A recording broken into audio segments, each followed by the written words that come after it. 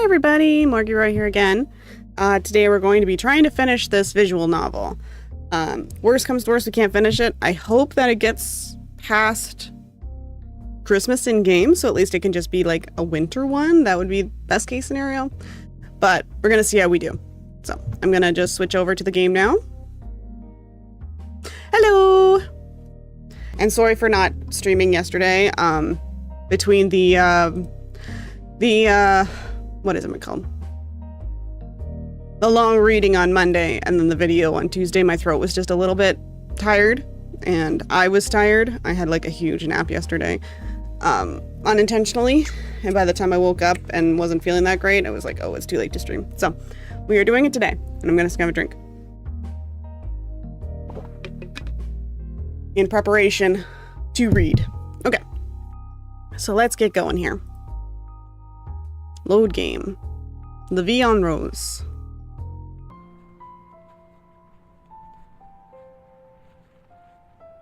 Oh, they did the painting. I'm like, what's going on? I was like, what was the last thing that happened? The two of us walk side by side without a word, the only sound being snow crunching underfoot. Far from the silence feeling oppressive, I'm rather glad that we don't need to fill the air with idle conversation. With our classes finished, I offered to repay her for the dinner she'd made for me. Hardly one to turn down a free meal, she readily accepted. It's not like that excuse to bring her over was a liar as such, or at least that's what I tell myself. It's not like that excuse to bring... Okay. In truth, I want to be closer to Eileen. 'Cause you like her. As I throw furtive glances to her, I muse about how the times we're together feel different to when I'm with others. Her earnest yet clumsy attempts to help me feeling all the more rewarding. Okay, oh, I gotta get into reading. Blah, blah, blah. Reading mode. I'm not sure, but I don't think these feelings are just friendship anymore. I'm gonna sneak these over. Good, it didn't affect. Just sneaking it over so I can see stream a little bit better. Oh my god, we're opening every tab. There we go. You're lucky to live so close to school. I still have no idea how you can hike all the way to your place every single day and not be exhausted. That's what happens when you don't wimp out of walking. Being fit has its advantages. Well, I stopped myself for imagining how fit Eileen's body is. Ooh. I'm reminded that she's seen my own body. I cringe in embarrassment as I remember modeling for her the other day, trying to shake off the feeling before she notices. Eventually, we reached the now familiar apartment building, the two of us stopping for a moment. I'm a little surprised myself at how quickly I came to think of this place as home, the ill-maintained building feeling so foreboding at first. Everything here is so different to home, right down to the streetlights we stand under. Gone were the modern white lights of downtown and the suburbs, replaced by dull orange lamps which occasionally flickered. Well, here it is. I'm more than a little nervous about what she thinks of this new home after bringing her all the way here. Rather than judging me for it, she looks more to be carefully studying it. My nervous attempts to read her stoic gaze get me nowhere. Looks nice. So what's your roommate like, anyway? No sooner do the words leave her mouth than she jumps from my hand latching tightly onto her shoulder. I didn't even notice her in the darkness. She must have been having a smoke outside when she saw us. Hey! Yo. She's Southern. I gotta remember she's Southern. As we sit at the dinner table, Eileen's gaze has trouble staying on us. I know those eyes well. They're those of a tourist taking in everything around them while desperately trying to engrave it in memory. Or perhaps in order to judge my living conditions. I have to admit, this must look a bit shabby compared to her home. She surely worked out that I'm not exactly well off from the area already, though. Compared to Eileen's apartment, ours is full of the artifacts of life. A couple of stuffed animals, some movie posters and DVDs around the place, an aging console next to the television, and various bits of bobs, accumulated through the years, litter the room. Eileen's eyes pass over it all, but she stays unusually subdued. Perhaps the reason isn't the room itself, but the person sitting across from her. Huh? So this is where you live, huh? Sorry if it's a bit cold. The heating's having problems. You mean having problems as usual? There goes trying to put on a front. I know it doesn't look great from the outside, but we try to keep the place nice to live in. Fixing leaks, giving the place a lick of paint, patching holes and all that. Gets Allison a crash course in handiwork, too. It isn't much, but it's home. That's gotta count for something, right? It does. You've done a good job making this place homely. You never told me you were this good at science and math, Allison. No wonder it seems so easy for you. She gestures towards the trophy on the side table and certificate on the wall above. Above it, being awards from competitions I won in high school. Huh? You never asked. Oh. Allison! What? Seriously? Allison, come on. I earn a playful clip over the head, Eileen snorting in amusement. She was good enough to get a science scholarship thanks to that brain of hers. Never having been great at knowing how to respond to praise, I just hang my head. It feels a little embarrassing to be complimented in front of Eileen. Makes sense. She's got me out of a jam a few times now. She's a handy person to have around. I feel myself flower into a blush at the words, sinking lower into my chair as my face feels hot. I'm surprised how nice it feels, despite being so awkward. A smile spreads on my face as my legs sway beneath the table with unexpected energy. It feels different when it comes from Eileen. Thanks. Thanks for the food, by the way. Yeah. It's nothing. Nice to finally meet someone from Allison's side of the fence for a change, actually. I was starting to get worried that she didn't have any friends. I can only bring my hand to my face as Eileen raised an eyebrow in pointed interest. I do wish Rose wouldn't make such a big deal about my being shy. Huh? Really? Not exactly the outgoing type, I guess. I'm shocked. She takes a large sip of the soda before continuing on.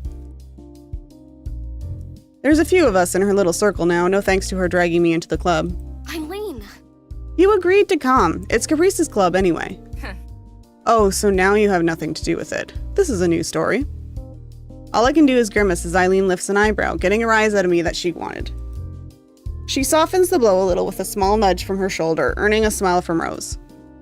Eileen gives a mighty yawn.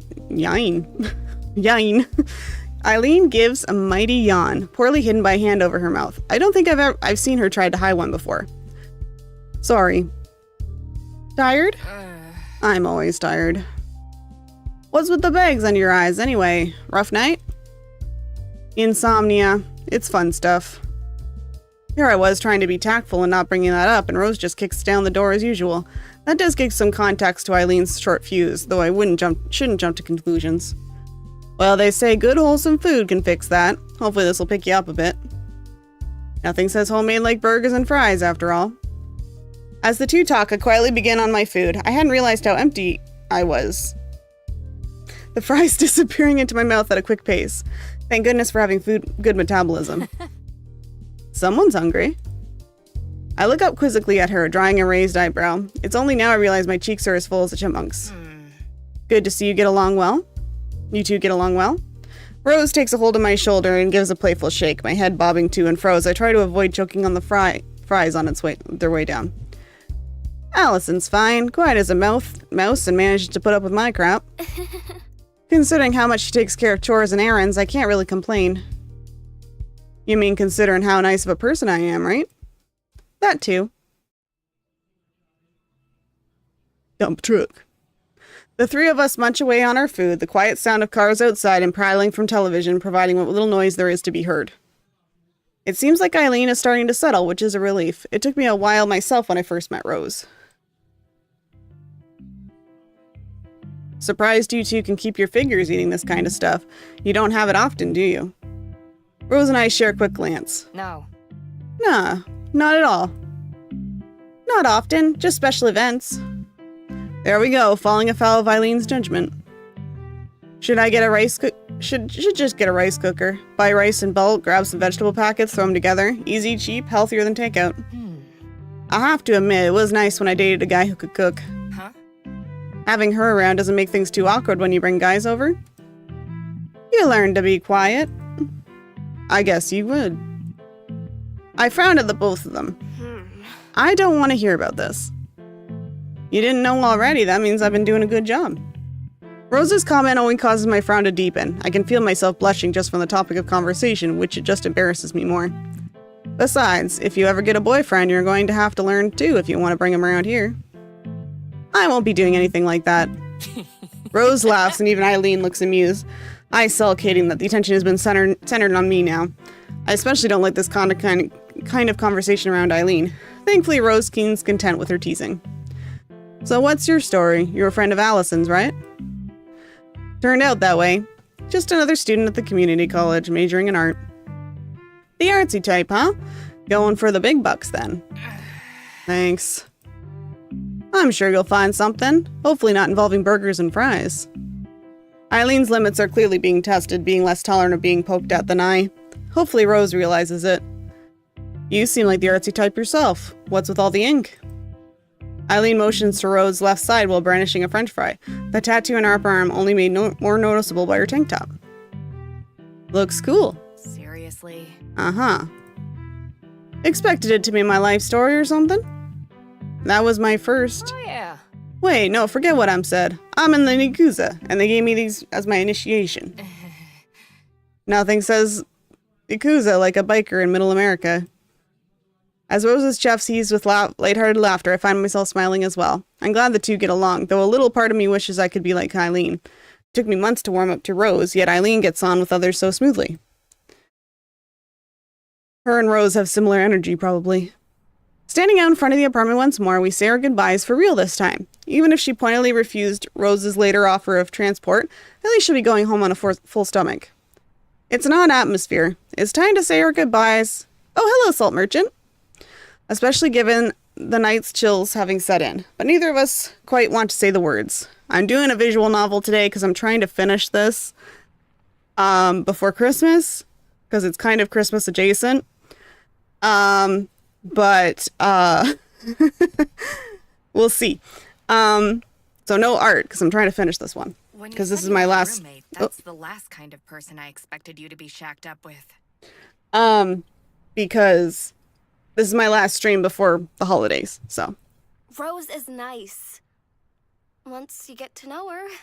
They're talking. She's a family friend. So I guess you could say I got this apartment through connections. Eileen's not really wrong, though. Ever since starting at community college, I've gone from having a couple of very alike friends at high school to an increasing menagerie of odd characters. The way Eileen looks as she gazes at the buildings catches me off guard. It's hardly the comfortable existence she seems to have.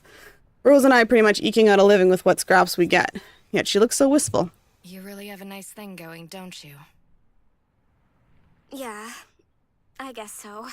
I'm biting my lip, and it's probably making my model do weird things. If you ever want to visit again, you're definitely welcome. She gives an amused snort and a smile. I'll have to take you up on that sometime. You don't have to tiptoe. Moments tick by as the two of us stand on the sidewalk, neither quite knowing what to say next. I wanted to stay around some more to talk to, but I know it's already getting late. Idly thinking over our dinner together for something to talk with her about, one particular part of the conversation keeps sticking out.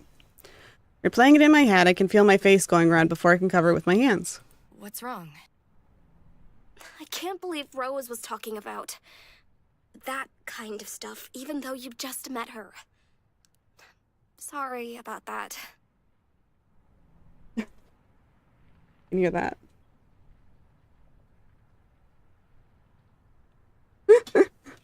My husband is trying to be quiet. He's off today, so he's going to be playing something. StarCraft? Yes, my husband's playing StarCraft, but he's trying to be quiet. He's doing a good job. That's all right. I'm the one who brought it up. That's right. You're just as bad. I give her shoulder a firm tap, immediately feeling conscious of the gesture. I pull away from her and look elsewhere, fuming away in my embarrassment. Eileen rocks back and forth between her heels and the ball of her feet to pass the time while I recover, hands not quite knowing what to do. Just kiss already. Eventually, thankfully, Eileen... Oh, she's coming closer. Is it gonna kiss?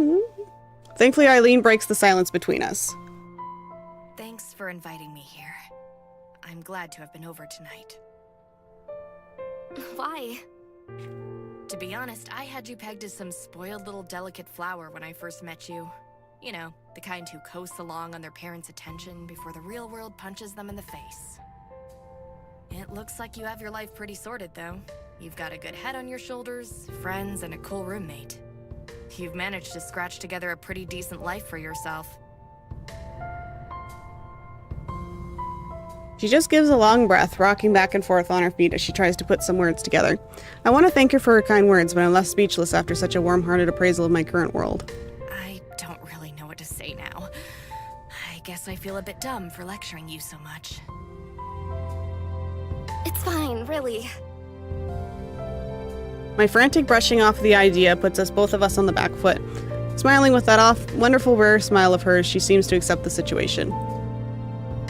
Before I can say anything more, the blonde girl turns to begin the long walk back home. Without looking back, Eileen simply raises her hand into the air as she strolls off down the road. She's as confident as ever. Things just happen around me, and I worked problems out as they occurred. Is that really worth respect? It feels strange to have someone I admired turn that right back on me. I feel my heart sting as her figure gets smaller in the dark night sky, but there's nothing I can say or do. Just watch her go. The cold night's breeze wafts past the balcony, my thin jacket doing little to stop it. The only noise to be heard is the odd car rushing down the street through the darkness, or snippets of muffled music from neighboring apartments. Moments like these are nice, circumstances aside. Just being able to be alone with my thoughts without the distraction of others.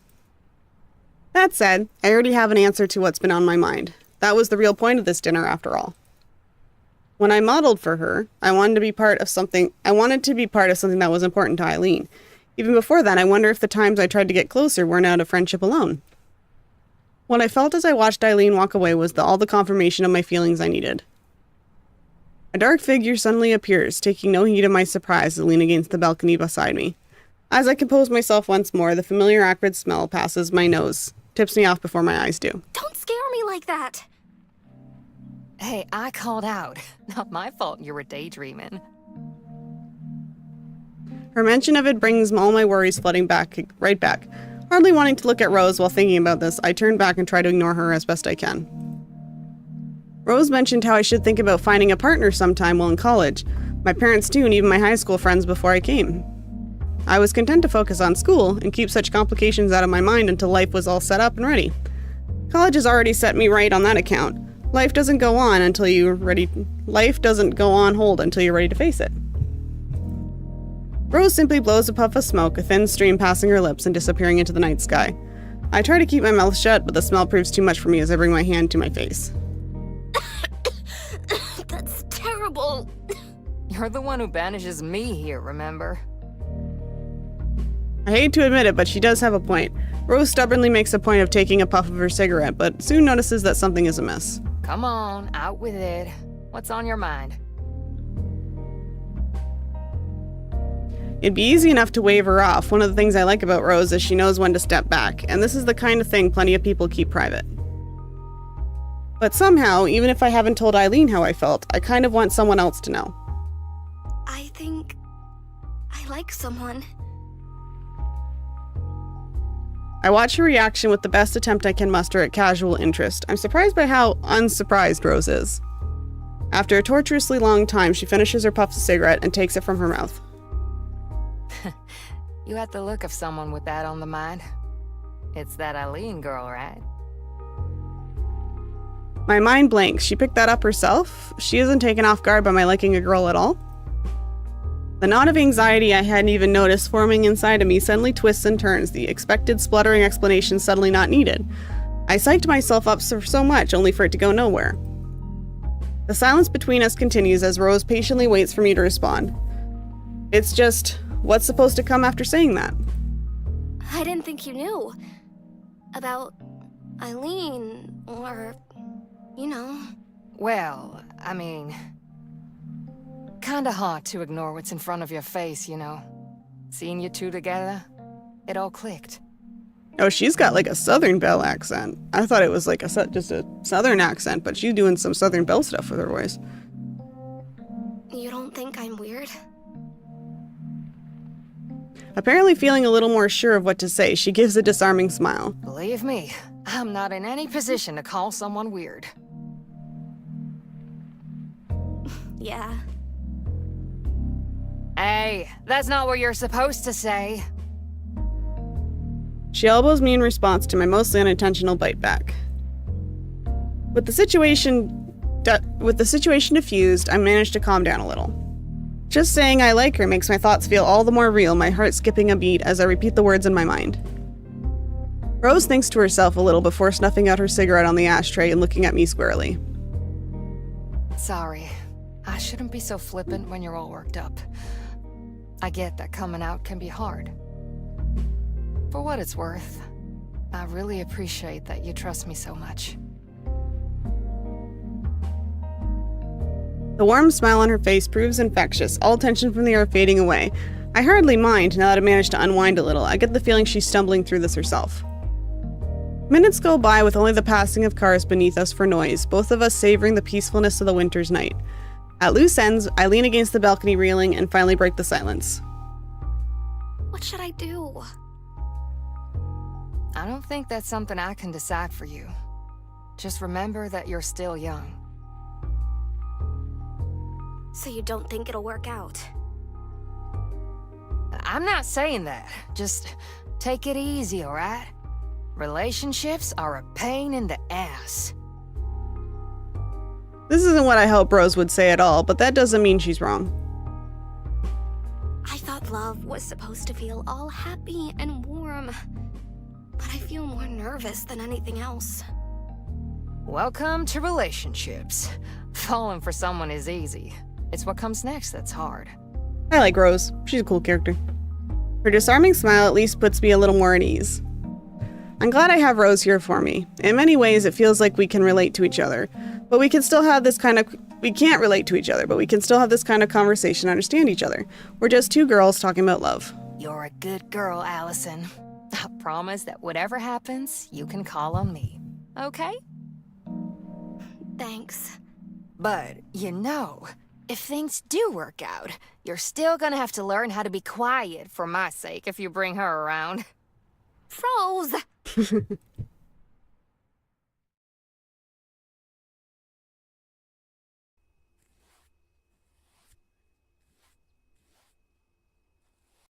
Those are big Christmas ornaments on that tree. Look at the size of the crane. They're half the size of the crane. These are like car-sized Christmas ornaments. Yeah. While I had my doubts, the city workers managed to get the Christmas tree in the city's main square finished, just on schedule for the first day of December. Its oversized tinsel and baubles gleam happily in the morning's light, proudly announcing the coming holiday. They must be in Michigan or something that they have snow that early in November. That much snow. Like, we're in Canada, and we don't usually get snow until the last bit of November. But they've had, like, a significant amount of snow for this entire game, and it's been, like, it's just December now. Anyway, just an observation. Rose takes my pause in the middle of the city square as an excuse for a break, setting her bags down. I'm so good at reading. As I look up to the huge tree before us. It's not the tree that's the most interesting, so much as the crowd around us. Everyone walks to and fro just a little faster than normal walking speed, hurrying from shop to shop, or hardly even glancing at the Christmas tree looming over everything. I would be staring at this Christmas tree because the Christmas ornaments are so friggin' big. Like, these ornaments look like they're like 6 feet high, or 6 feet across. I think I read something once about feeling alone, even in a crowd. So many faces pass by, from couples holding hands to businessmen to groups of friends, yet I feel more disconnected than when I'm actually alone. The clicking of a lighter next to me reminds me of my companion, the cigarette now perched in the corner of her mouth, glowing brightly. Shame we couldn't park closer. Downtown's pretty crazy these days, isn't it? Maybe we should put up our own Christmas tree. Hey, I got a tree for us a few days ago. I was the one who brought that. It's also like a foot tall. Oh, yeah. Oh, yeah. The cigarette perched in her mouth tilts downward as she looks at me, her smile turning just a little less cheerful. Missing holidays at home, are ya? A bit. She clamps onto my shoulder and gives me a firm shake. Everybody's shaking each other by the shoulders in this game. Like, guys, relax. Ever heard of like a little, you know, fist? Like a little fist bump? You don't need to like shake people. Hang in there. I might not be too much company, but at least you got someone around. Were you homesick when you first moved out from home? No. Given the circumstances, no. I don't think you appreciate how lucky you are sometimes. Wandered straight into that landmine. Rose has never talked about her immediate family in the few months I've known her, so maybe I should have taken the hint. Noticing the gazes a few of us around us have turned upward, I look up curiously. It looks like the weather's turned, the morning chill turning to snow. Piss off, winter. With dissatisfied puff, she puts out her cigarette in a nearby bin lid before flicking it with practiced motion. Taking her bags up once more, we continue to slog back to the bike.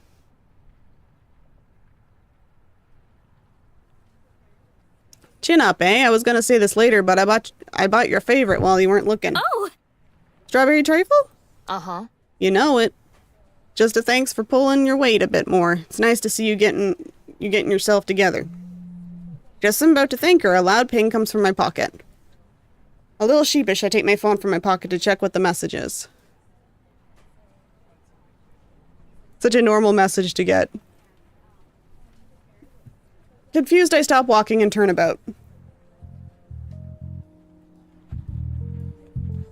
Eileen holds her hand high as she slowly walks up the street, slipping her phone into her pocket as she arrives.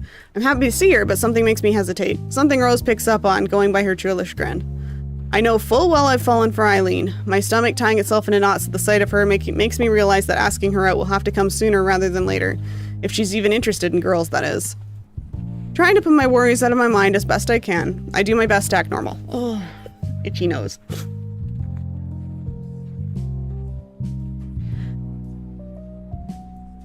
You've sure been getting some use out of that phone. Morning. Oh wait, that was Allison. Starting to see the appeal of these things, yeah. Morning, Rose. Hey. Up, sup. Just out for a walk. The apartment gets stifling after a while. Not interrupting anything, am I? When she puts it like that, she sounds far older than she should. In fact, given she didn't own a smartphone, likes simple walks alone, and spends her days painting, I'm starting to doubt the girl I fell for is really my own age. As the two strike up a casual chat, I remember how Eileen and I came to meet, being pushed into the club, well, you met at a vending machine that she was kicking, but you know, taking chance after chance to come closer to her in hopes of spending more time together. It's only that persistence which gained me her friendship. My heart begins to beat as I talk myself into the plan forming in my head. Pushing myself got me this far. Perhaps if I could take just one more step. Hey, Rose, can I leave these with you? She hesitates at the change of plans, the words blurted out before I can stop myself. Sure. I'll see you later. If you need a pickup, just call. Before I can so much as thank her, Rose quickly starts the work of strapping the shopping bags to her bike. It'll probably be easier to get everything home without me on the back anyway. Eileen and I give our goodbyes just to her as we walk on, Rose waving us off. As we go, I think I see a small grin on her face. I guess she worked it out. Once again, we're alone with each other. My stomach twists and turns as I desperately try to find some small talk to fill the air with. Not that Eileen looks fussed about it at all. Buried in thought, I barely register us moving through the wrought iron gates and back into the city park. The water in the pond lies nearly still, the ducks lazily bobbing about with the odd flap of their wings to shake off the snow. English is my first language.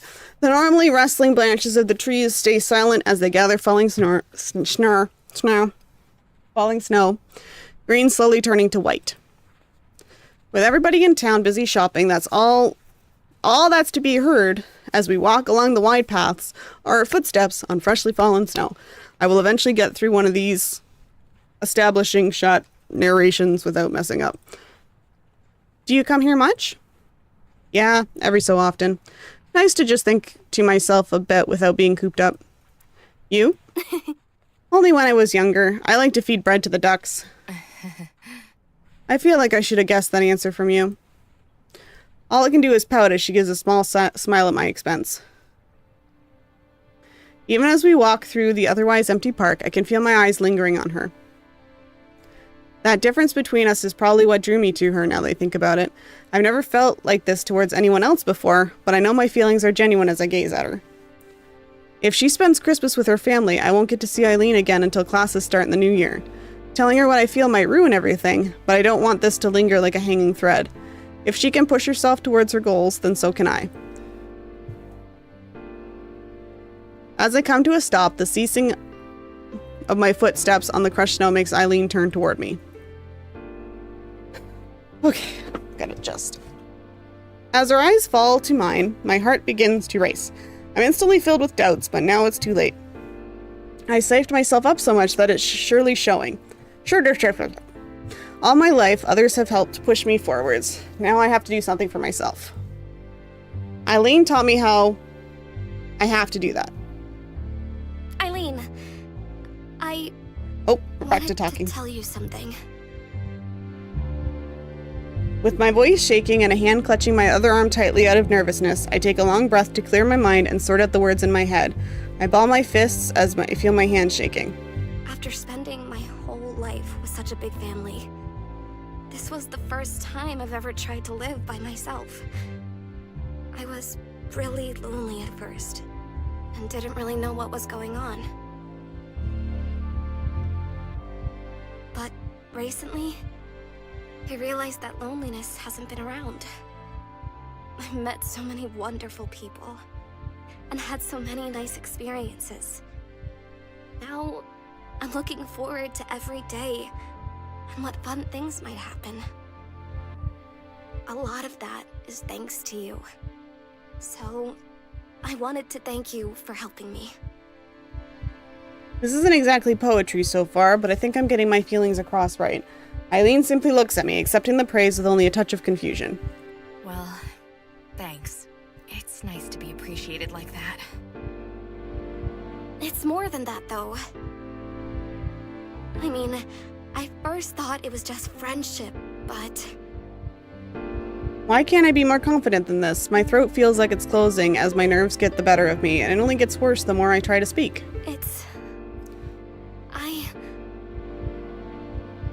I'm so busy reading Eileen's expression that I lose track of what I'm saying. I try desperately to force something out, but no words come to me. Looking at her face, though, I don't think the rest needs to be said.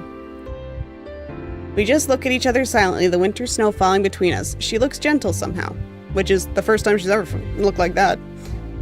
Stepping forward, she looks down at my blushing face. From here, I can see the faint red in her cheeks clearly. I can't think of anything else, just that gentle, calm face that I've never seen her wear before.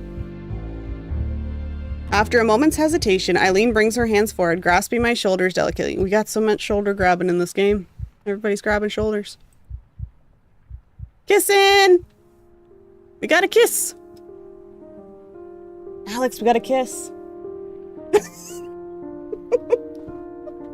Alex out of context is like, I don't know what you're talking about. And then as she leans down, everything stops. I reflexively gasp in surprise as her soft lips press gently to mine, but ends up stifled. With my body frozen, I find myself completely in the grasp of the girl holding me, her breath tingling against my face. This is very Tidus and Yuna coded, when Tidus kisses Yuna. Tidus. I say Tidus, but I know it's Tidus. And Yuna's like all shocked.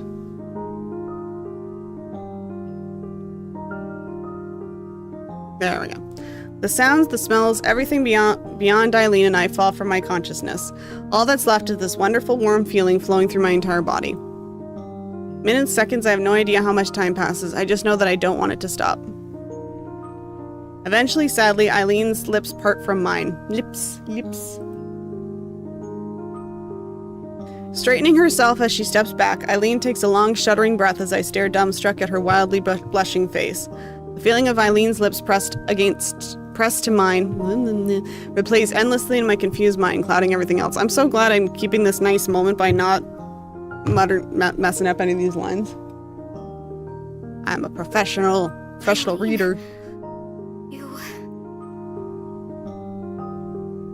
The air between us falls quiet, Eileen left waiting for a reply as I stand in a silent daze. Simple shock is one part of it, but far from all. Blech. Eileen is not only interested in women, but also in me. Well, that's great. I'm glad you got that impression from the kiss that just happened. I feel my heart could burst from the relief. It's only now that I see her fidgeting, playing with her hair and unable to quite stand still. I wonder how long that's been going on unnoticed. It makes me realize she's as unfamiliar in the situation as I am. Neither of us knows what we're supposed to do or say right now. Here I was trying to explain my feelings when Eileen rushes ahead and does something brash like that. Well, it would have taken you like half an hour, so it was probably the right thing to do. Overcome with my own flood of emotions and confusion, it's Eileen who ends up having to reluctantly move things forward. Sure hope I didn't misinterpret that. Her attempt to play off her nervousness is betrayed by her blushing. I finally realized just why she's so uncomfortable right now. She's left herself vulnerable. It's the first time I've seen her exposed like this, her feelings plain to see. I didn't know you felt that way. I entertained the idea, I guess. Didn't ever think you'd be the one to make the first move. So you'll go out with me? No, I just kissed you for the sake of it. Of course I will, you dolt. Guess we're in this thing together now, huh?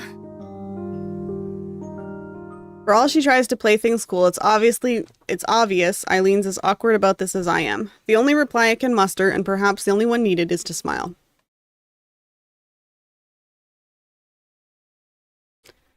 Now, how much more is there to this game? That's the question. Because I'm half an hour in, they've kissed. I thought they were going to, go on for longer. A loud yawn fills the living room, the droning of the television briefly overshadowed. The scene couldn't be more normal. Rose lounging about on the couch watching the morning news, the sounds of traffic outside heading off to work, and me stumbling around pulling on the last of my clothes as the morning lessons loom. Blech. One thing is different now, though. Just thinking about what happened last night makes my heart race, but I have no idea what's supposed to happen after something like that. You go on a date. Sometimes you go on a date before the kiss, but you go on a date, you start hanging out more, you watch TV together and eat dinner and have a nice time. I'm making fun of this girl, but I also didn't know what the freak you do in the situation. What happens when I see Eileen again? How close am I meant to be with her now that we're going out? Then there's the kiss itself, playing over and over in my mind. The feeling of her soft lips on mine, the way she looked so flustered afterwards. Oh! Ow! A sharp pain from my shin brings me back into the real world, bending down to rub my poor leg, revealing the cause to be walking into a chair. The feeling of embarrassment isn't helped by Rose looking over in concern. You right? It's nothing, just bumped my leg. Not sick or something, are ya? You're even more clumsy than usual today. I'm fine, I just didn't sleep much last night. It's times like this that normally being a morning person doesn't pay off. I shrug off her concern as best I can, distracting myself by throwing on my clothes to prepare for the chill outside. Just take it easy, all right? The ice is bad enough out there already. Okay. I will. The walk down the road towards campus does me good, giving time for my mind to settle and get back to the daily routine. Not everything is quite the same, though. My footsteps feel light, and what's typically an arduous walk feels unusually easy. I'm not quite dancing in the streets, but the day feels just a little brighter than usual. It's nice. The snowfall's been getting heavier now that it's December. I pass a few people standing outside buildings while looking mournfully at their roofs, plotting how to dislodge the snow piled on top. The traffic's also slowed to a crawl, rolling by carefully. Ads for Christmas sales on television are into full swing by now, which reminds me that I should get my shopping done when I have some free time. I think I can scrape together enough money to buy a little something for everyone in my family. Then there's Christmas cards for my new friends here, not to mention organizing a trip home for the break. Christmas is meant to be relaxing, but it feels like there's so much to organize for it. Coming up to the campus, I try to focus my thoughts back onto school for the time being. Thankfully, the paths here are better cleared, if nothing else. As students file in past the gate, my heart skips a beat as I recognize a particular blonde girl. She looks back and notices me as I skip up to meet her, her usual tired expression unwavering. I've never met someone so far from a morning person. Hi. Morning! Allison. Hey, Allison. With that, the both of us begin to walk side by side. All thoughts of schoolwork leave my mind as I try to stop myself glancing at Eileen, furtively trying to work out exactly how I'm expected to act around her. The part where we admit we're interested in each other is also where most of the romance movies I've seen end. Honestly, that's where I thought this game might end, but it's still going. And I've never gone out with anyone before. Then there's the fact that neither of us has said a word to the other behind a quick greeting. I try to comfort myself with the thought that it's probably the same for Eileen too. It's always so hard to read her poker face. Good grief, it's cold today. She's not thinking at all about yesterday, is she?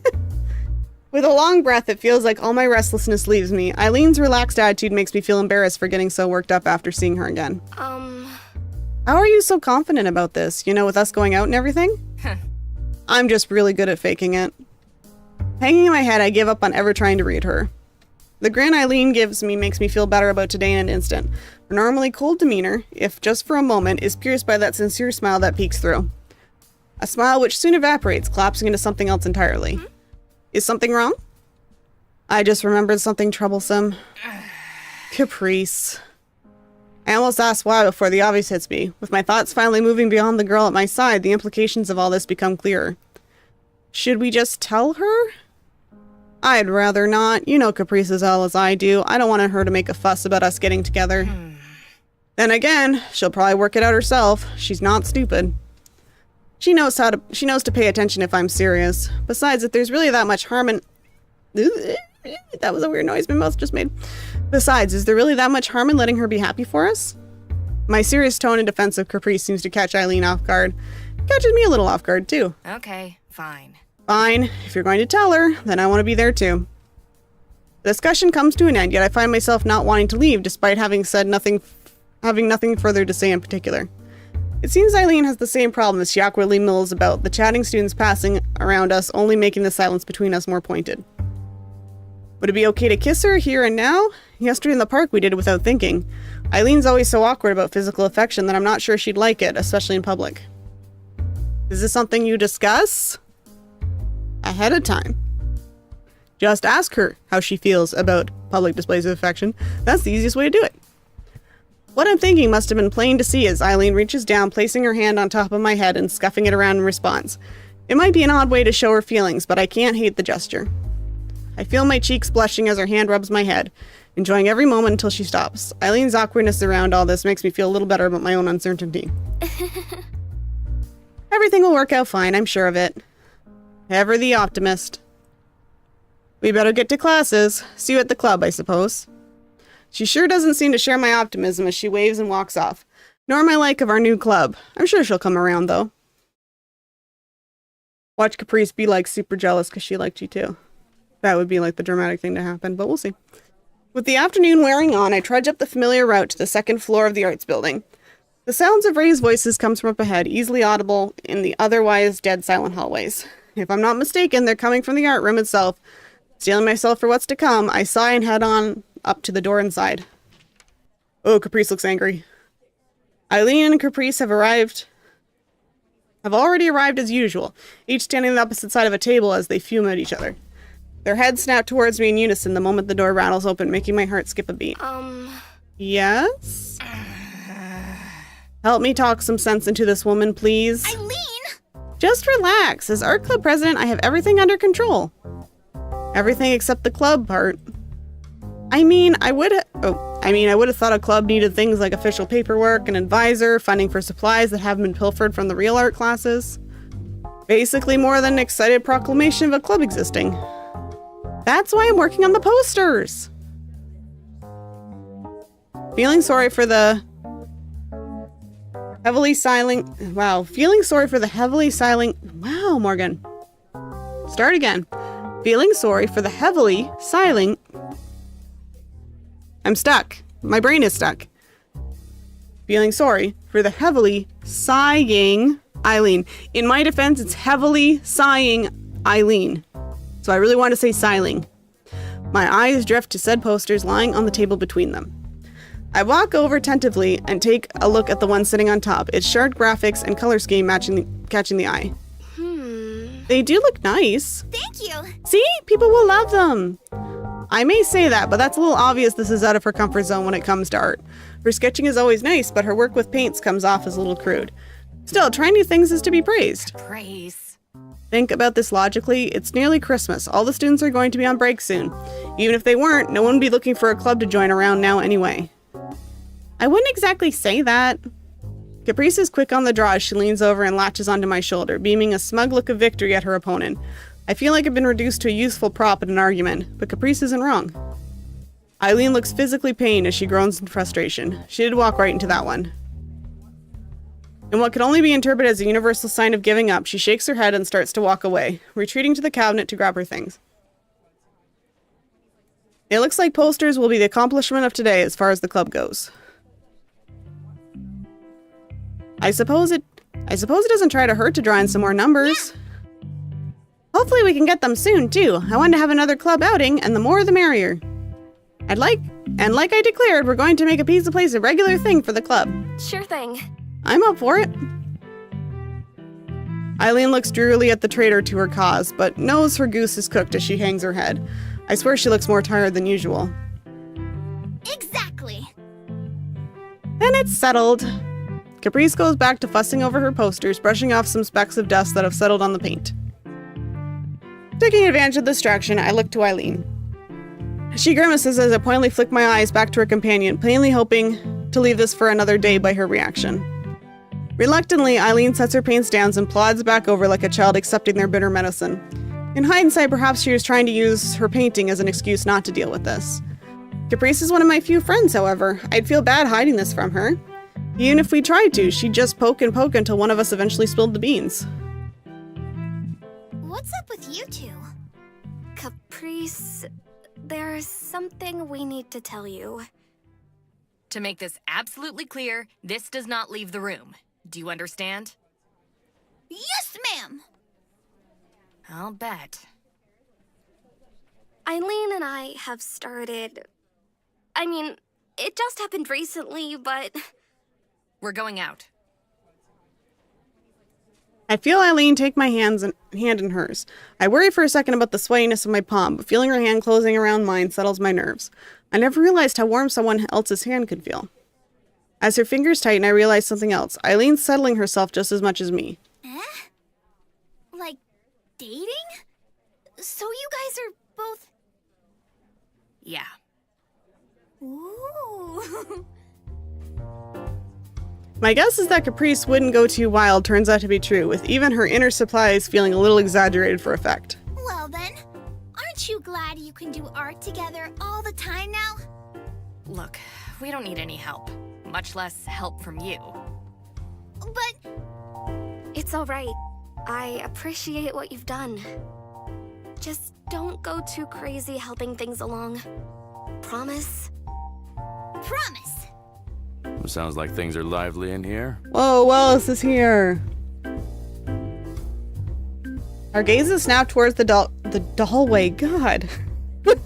Our gazes snap towards the doorway, Wallace strolling in with an expression more bored than in the least bit surprised. Eileen's hand let go of mine, but the warmth remains as I reflexively feel my hand with the other to recount the sensation.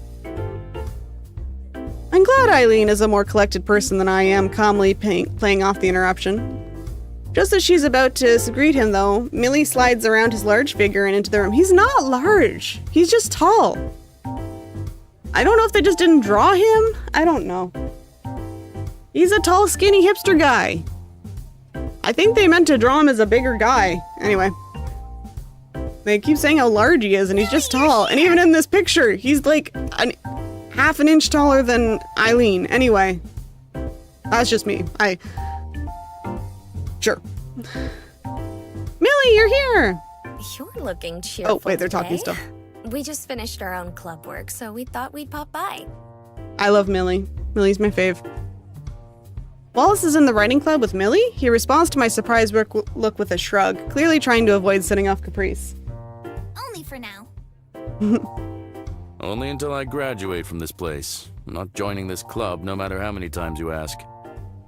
You make it sound like being here is some horrible fate. I smile a little at Eileen suddenly finding some pride in the art club now that someone's spoken against it. As for what I actually came here for, Haley was wanting us to join her for takeout. Oh, right! Takeout! Lead the way! Millie gives us a polite wave goodbye as Caprice skips over to pick up her hoodie on the way out. Unfortunately for Caprice, Eileen doesn't let her go so easily. And your club? Today's art club meeting is over. Good work, everyone. With a thumbs up from Caprice, the two disappear out the door and head off down the hallway. The three of us are left to our own devices after they leave. While I think Wallace to be a perfectly nice person, I'm still not really sure how to act around him.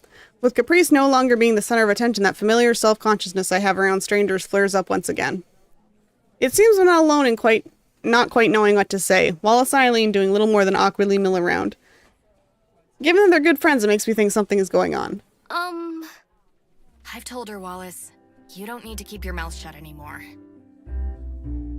As he lets out a sigh of relief. Oh yeah, she probably told him that she liked her too. And he was like, didn't want to say anything weird. It finally clicks. Wait, you knew about Eileen and I? Eileen, yes. Not you, though. Going by the fact this didn't just become intensely awkward, I'm going to say things worked out. Eileen takes my opposite shoulder and shakes me lightly. Seems Stop so. taking shoulders and shaking people! It's such a weird thing. People are shaking people so much in this visual novel. Seems so. Oh, they're Well, talking still. I'm happy for you, too. Hope it works out. Thanks.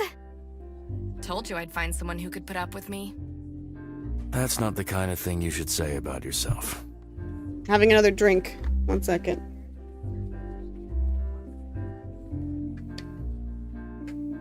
Bring it away from the mic. Yeah. Guess I'll get out of your way then. Just take things easy, okay? We will.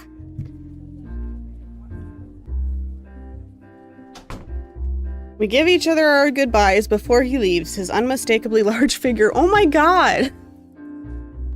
If they were gonna say how much large he was, make it, like, draw him large. Slowly disappearing down the orange-lit hallway. Because they always say large, they don't say tall. They say large, which kind of implies large all around. But he's drawn like a skinny hipster guy. I don't understand. It's fine. It's just I don't think the writing and the art were like coordinating very well. And then there were two. Huh? I thought you didn't want to tell anyone. Wallace is different. He's known I like girls since we were in high school. He's known I like you for a while now, too. I feel myself blush. The thought that Eileen talked to Wallace about me like that makes me smile. I suppose we'd better head home, too, given the club meet's over. I guess so. It's an obvious invitation for us to leave together, but I find my feet stuck. I know I'll see her again tomorrow, but... What? Something on your mind? I don't really know how to phrase this, but... What happens now? The expression she gives is one of genuine thought rather than judging me for being so lost. It's only now that I wonder if this is actually her first relationship or not. If it is, that makes my confusion a lot more embarrassing. That's up to you as much as it is to me, you know.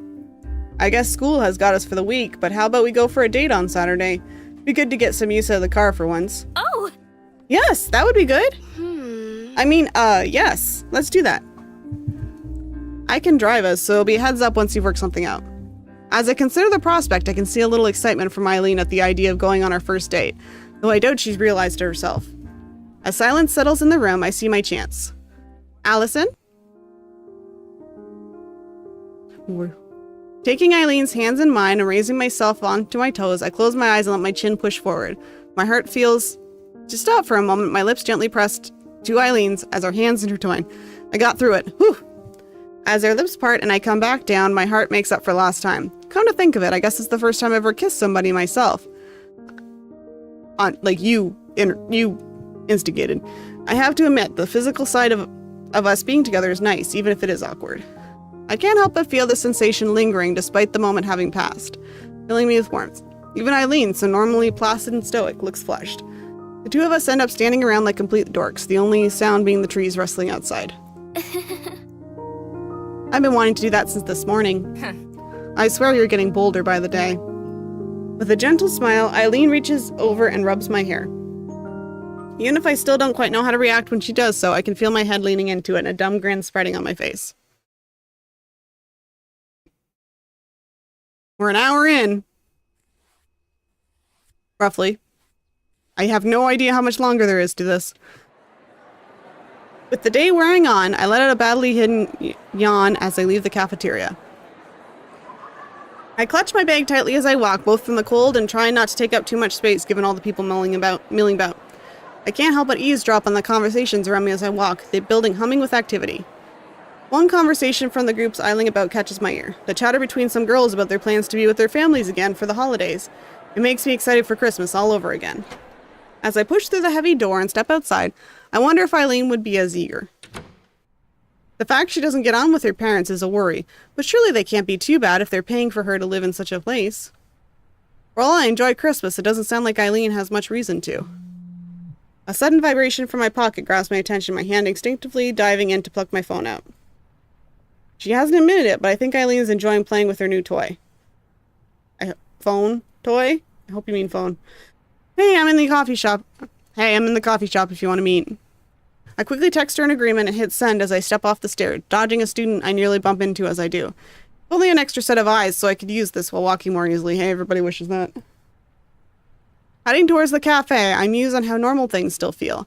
I'm happy for us being together, of course, yet life goes on. She enters my thoughts more and more these days, but schoolwork, chores around home, and the club don't stop. One thing has changed, though. I feel more sure of myself than ever. Knowing what my own feelings are is oddly liberating. A rush of warmth as I step through the door makes my shoulders slump in relief. Thank goodness for the interior heating being cranked right up. It doesn't take long to notice Eileen sitting alone at a table with her coat and scarf in her lap, coolly staring out the window to pass the time. Walking up, I notice not one, but 2 coffees sitting on the table before her. Hey. Hi, Eileen. Is someone else with you? Eileen's apathetic expression barely changes as she turns to see me sit before her. I'm a little disappointed, but I know her well enough by now to expect it. She's not the type to show her emotions easily. The second's for you. You helped me out earlier with life drawing, so I wanted to return the favor. It's fine. You don't need to repay. Oh, it's fine. You don't need to repay me. So that debt was still lingering on her mind, huh? Now that she's bought it for me, though, I suppose I can't exactly say no. The coffee proves too hot as I bring it near my mouth, so I settle for blowing out in a bit. How's your day been? Good. I mean, normal, I guess. I might think everything's still normal, but my nerves around Eileen haven't quite settled yet. We have only been together a matter of days. I gingerly take a sip to calm myself down before continuing. Physics was good, kind of basic right now, but I think we're going to get some interesting stuff next year. So what are you doing? Trying to stay awake, mainly. What a day. Caprice? You're getting too good at this. I just awkwardly smile. As I do, my eyes drift to the side after noticing a sharply dressed familiar figure breeze into the cafe and up to the counter. Eileen follows my gaze, an eyebrow lifting. Oh, it's that mechanic girl. She's appalling with names. She's Millie. You should at least remember who fixed her car. Did you want to talk to her or something? You keep looking at her. Well, I don't want to annoy her. She might be busy. I barely know her anyway. Eileen looks at me a moment, unimpressed. I used every excuse in the book to not bother Millie, too. Then again, I suppose that's the problem. Hey, Millie! Hey, Millie! I shrink in my seat at Eileen's casual calling out across the cafe, taken completely off guard. Millie turns towards the source of her name, giving her usual calm smile upon recognizing us. See? It's not that hard. This is a good opportunity to know her better. Oh. Millie takes her coffee as the barista slides it across the counter before strolling over and daintily taking a seat at our table. Good afternoon. Oh my god, she's so cute. Eileen. She's so cute. She's not dateable in this game, but she's so cute.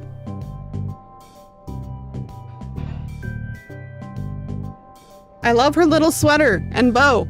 Afternoon.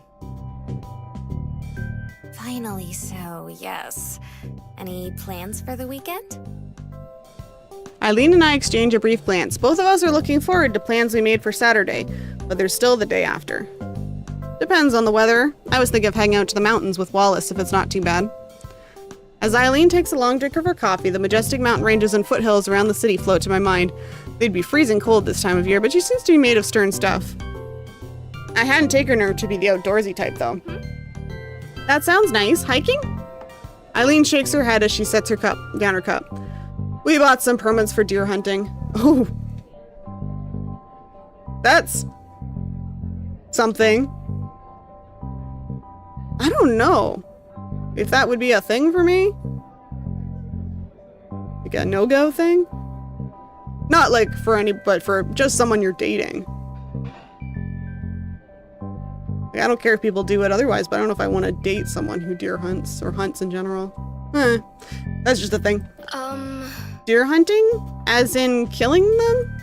She stares at me for a moment before looking downward, trying to make sense of the words. It takes an awfully long time for her to formulate a response. Huh? Well, we don't pet them. Wallace taught me how to shoot down at range, and I take a loner whenever we head out. I see. So that's what Wallace gets up to outside the riding club. I did wonder about that. It's nice that they found a way to bond as friends, but to think of a big, proud deer lying dead on the grass. You do know how meat goes from an animal to a pretty little package at the supermarket, don't you? Of course I do, but I wouldn't want to personally involve myself at that level. Is that the point of a big day out for them? I have to admit that I'm a little jealous of how they share this whole little world, but I don't think I could ever be a part of it. Millie reads the room quickly as I take another sip of my coffee. Allison. Any plans yourself, Allison? Nothing so exciting, just shopping for groceries. Sounds like my weekend plans. I'm the only one of my roommates with a car, so it's easiest if I do the groceries myself. Speaking of roommates, what are your thoughts on this new club of Caprices? At first I thought it was just a diversion, but she really does want her art club to work out. She's talked a lot about you two as well, actually. Eileen and I looked to each other in concern, Millie offering no further explanation beyond an indulgent smile. For all I tease her, I'm just sincerely glad to see Caprice so happy. She shines brightest when she has something to work on. It's nice to see Millie care so much. They strike me as caring for each other as more than roommates, almost sisters or something. While I still feel the familiar pangs of homesickness from time to time, I'm finally seeing that sometimes family is more than who you grow up with. We all have people around to support us and help in what we set ourselves to doing. A ping from Millie's phone rings out, Eileen and I going silent as she hastily takes it from her coat pocket. The resigned frown spreading on her face shows it's not good news. Noticing our concerned expressions, she soon moves to allay our worries. Sorry, I have to go. Affairs in my own club need attention. Sometimes I wonder why I do this to myself. I ask myself that question all the time. Take it easy. Take care. Take care on the snow. It's starting to pile up. Absolutely. I'll make sure to. See you around. I give her my slightly fancy voice, which I don't even think is distinguishable, but I don't know how to do that many different voices. The two of us wave her off, Millie quickly doubling back to fetch her still full cup and take it with her. A brief silence ensues between the two of us as we sip at our own, the quiet chatter of other students and staff at the cafe, providing background noise as we do. Sorry. Sorry for being so weird, about the hunting, that is. I was shooting my mouth off. Forgot you liked animals and that sort of thing. I hate animals.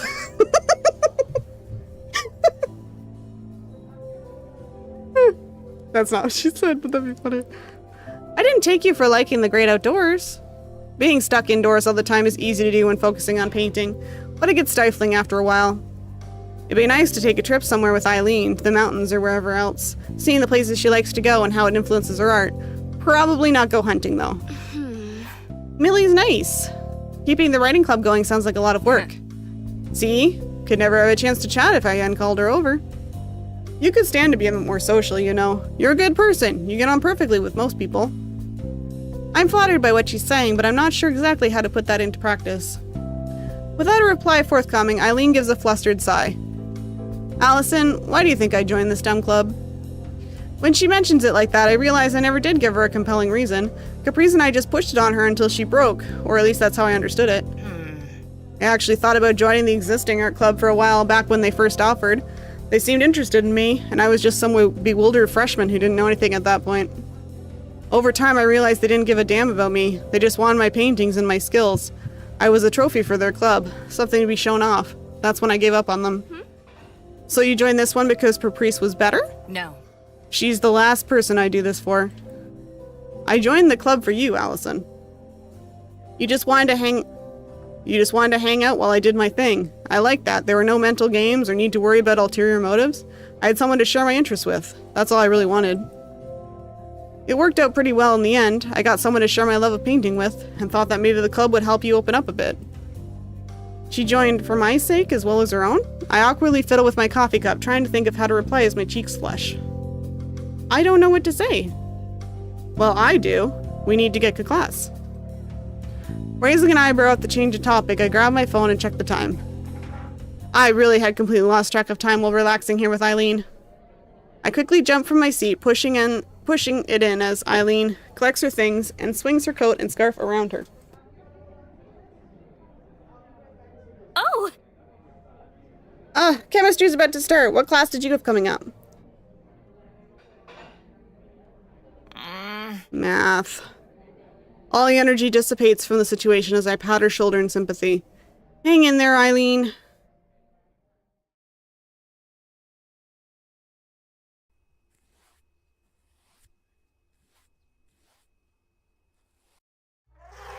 The elephant's mighty trumpeting sends a couple of children scurrying away with giggles of laughter. The animal is excited about the small crowd watching on as they are of him. Stepping back from the enclosure and joining Eileen once more, the two of us walk on. Even as we bought our tickets, I'd wondered if coming here during the winter was such a good idea. It turned out to be better than I could have hoped. Yeah, a lot of the animals are, some of the animals are active in the winter. I've never been here with so few people around. Usually this is a complete madhouse. It's nice. As we stroll on, Eileen takes my hand in hers as we walk. It's weird how such a simple gesture makes me feel so warm, my cheeks hurting as I smile. I've seen it done so many times in romantic movies, but actually feeling someone take my hand in theirs feels so unexpectedly comforting. You're easy to please. Without any real idea of how to respond, all I can do is keep walking. Maybe I should find it off-putting that Eileen's so calm about this sort of thing compared to me, but I think I might even prefer it. She feels reliable, I think, level-headed. Oh, I didn't mean to pause. I'll just save while I'm here. Okay.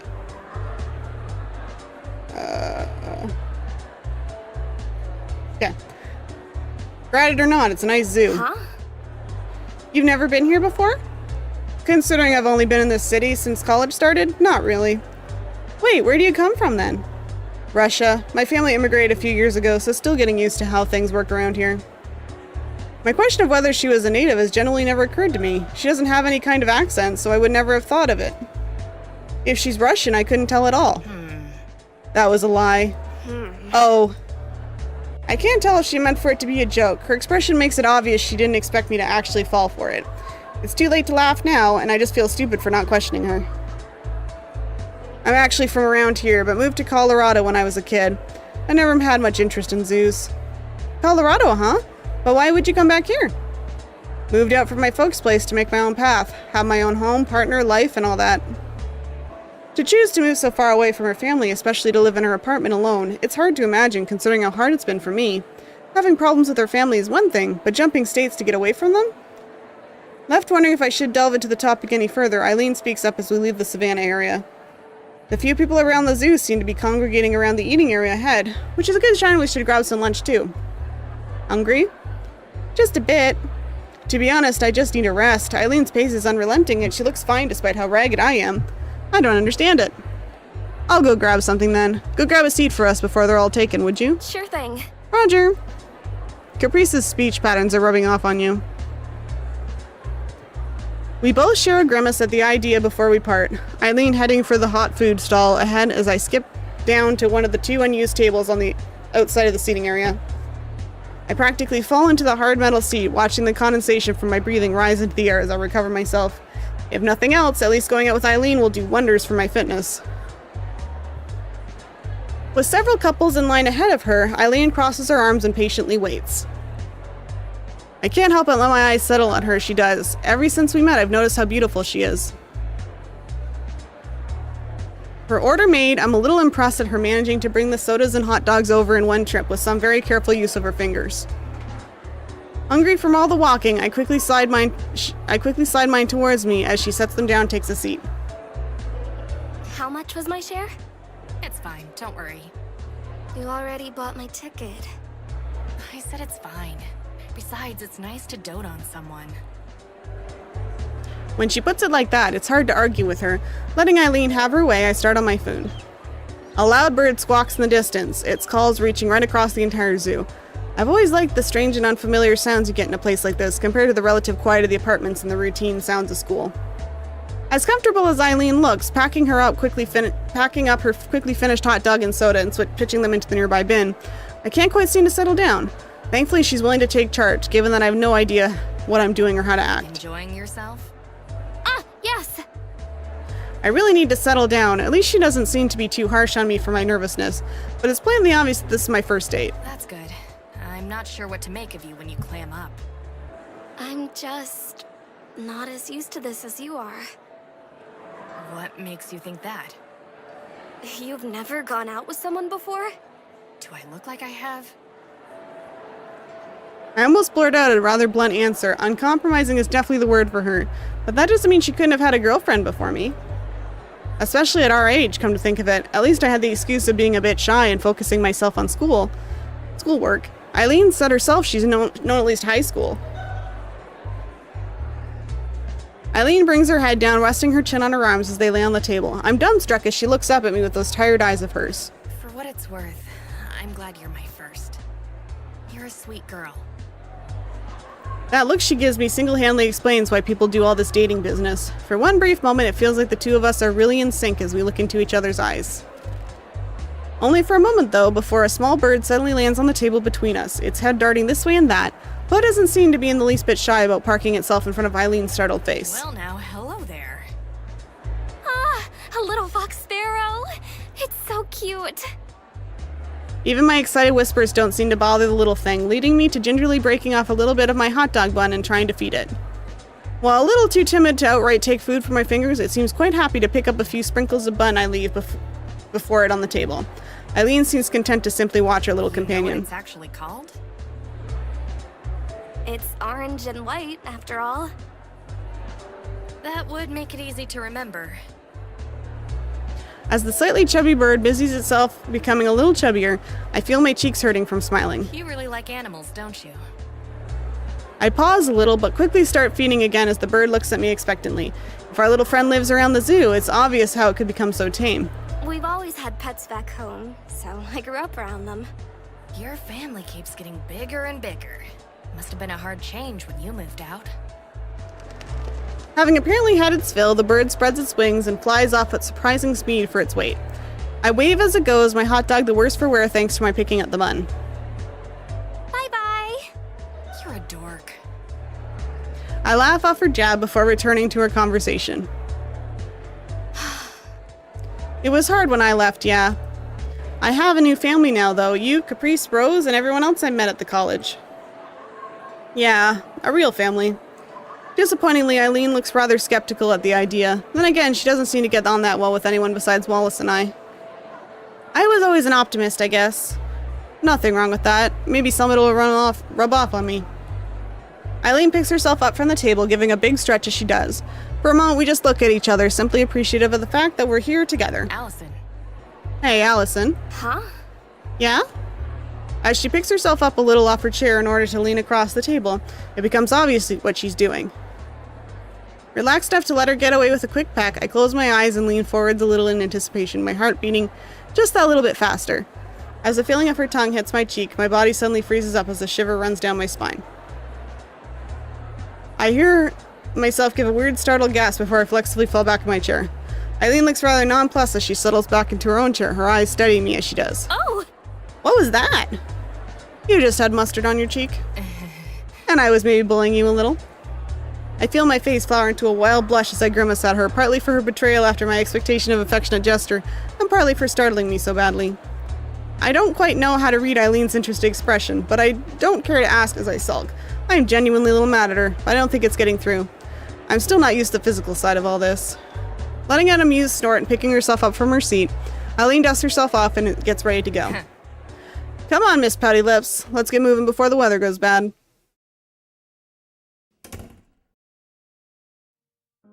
As Eileen closes the door to the apartment, I let my coat drop to the floor as I collapse over the back of her couch in exhaustion. How this girl can keep such a pace for a whole day is totally beyond me. Even now, she doesn't seem too bothered. The only sign she's tired at all being some stretching after she takes off her scarf and coat. Haven't collapsed on me, have you? I'm dead. You can have my stuff. Better check before digging the grave. Remember how you used to do that? Sticking a big pin into a toe to make sure they woke up from the pain? Oh! Look at that, I'm suddenly alive. It's a Christmas miracle. As she busies herself behind me, my eyes are drawn to her entertainment cabinet that the television's sitting on. Oh. With curiosity getting the better of me, and perhaps to distract my wandering mind, I walk around the couch and press at the right door to pop it open again. Pop it open. I'm hardly surprised the movies inside are all perfectly organized, but the genres she's collected are strange. You want a coffee or something while you rummage through my stuff? I'm not rummaging, I'm just... I try to think of another word to describe what I'm doing, but it doesn't take long to realize Eileen's right. Looking like a kid caught with their hand in the cookie jar as she walks back over. I try to change topics. Do you really like westerns or something? They're all either those or documentaries. Sorry to disappoint. I just like westerns. Can't beat a nice simple plot with a good guy drifting into a town, getting one over on the bad guy, and walking into the sunset. Nice landscapes, too. Sure. Right, that makes sense. Something feels off as we stand around in her apartment and chat, but it's hard to put my finger on it. The silences are just a little too long, the chatter nothing more than the usual small talk we usually never needed. Here we are, the evening after a date, and filling in time milling about in her quiet apartment. Even the usual background noise of passing cars and busy tenants I hear around my home are nowhere to be heard, just the two of us shuffling about alone. The thought of sharing a night with Eileen has passed my mind more than once, even as I try to distract myself from it. Is it too early? Would you think I'm weird? I don't even know how to bring that up. Without any real reason to, I idly fiddle with Eileen's movie collection and read off the covers to seem occupied. You know, our date doesn't have to end now. As her words trail off, my heart freezes. Her stoic face only makes this worse, my brain freezing between bashfulness and shock at her being so blunt. We've only started dating, but the thought of sleeping together had passed my mind. Left spluttering about, I awkwardly turn away to hide my expression. Do you want to watch one of them together? Do what you want. I'm gonna take a shower. Right, I'll just get a drink.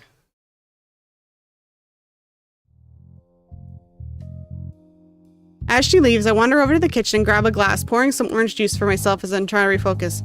My heart's still racing, the thoughts of what Eileen suggested still playing on my mind. I wonder if I should really be letting Eileen take care of so much. She doesn't seem to mind at all, but that's not really the problem. Even now, she suggests we do what I did want to try, and couldn't even bring myself to just accept. I want to get closer to her, but it feels like everything's happening at her pace. Then again, Eileen's not the only person in my life I've let dote on me while I go with the flow of others. The door from the bathroom opens as I set down the now empty glass, but the words are stolen from my mouth as I walk over to talk with her. Allison? Oh! Were you getting clothes? I'm sorry. My face burns hot as I stammer out the words, but she only steps closer. She takes my hands to stop me from moving away, holding them softly. Her face is so close to mine. I can feel her breathing. Her eyes look into mine, questioning. Suddenly, the thought of even a kiss makes my head light. All I can do is nod a tiny nod, which is enough for her to close the distance, kissing me more deeply than she ever has before. My heart races as her tongue touches mine, teasing it just a little before pulling back. I can hardly breathe by the time we separate, left clutching my chest and taking a deep breath to try and regain myself. You look like you didn't get it, so I decided to be more blunt.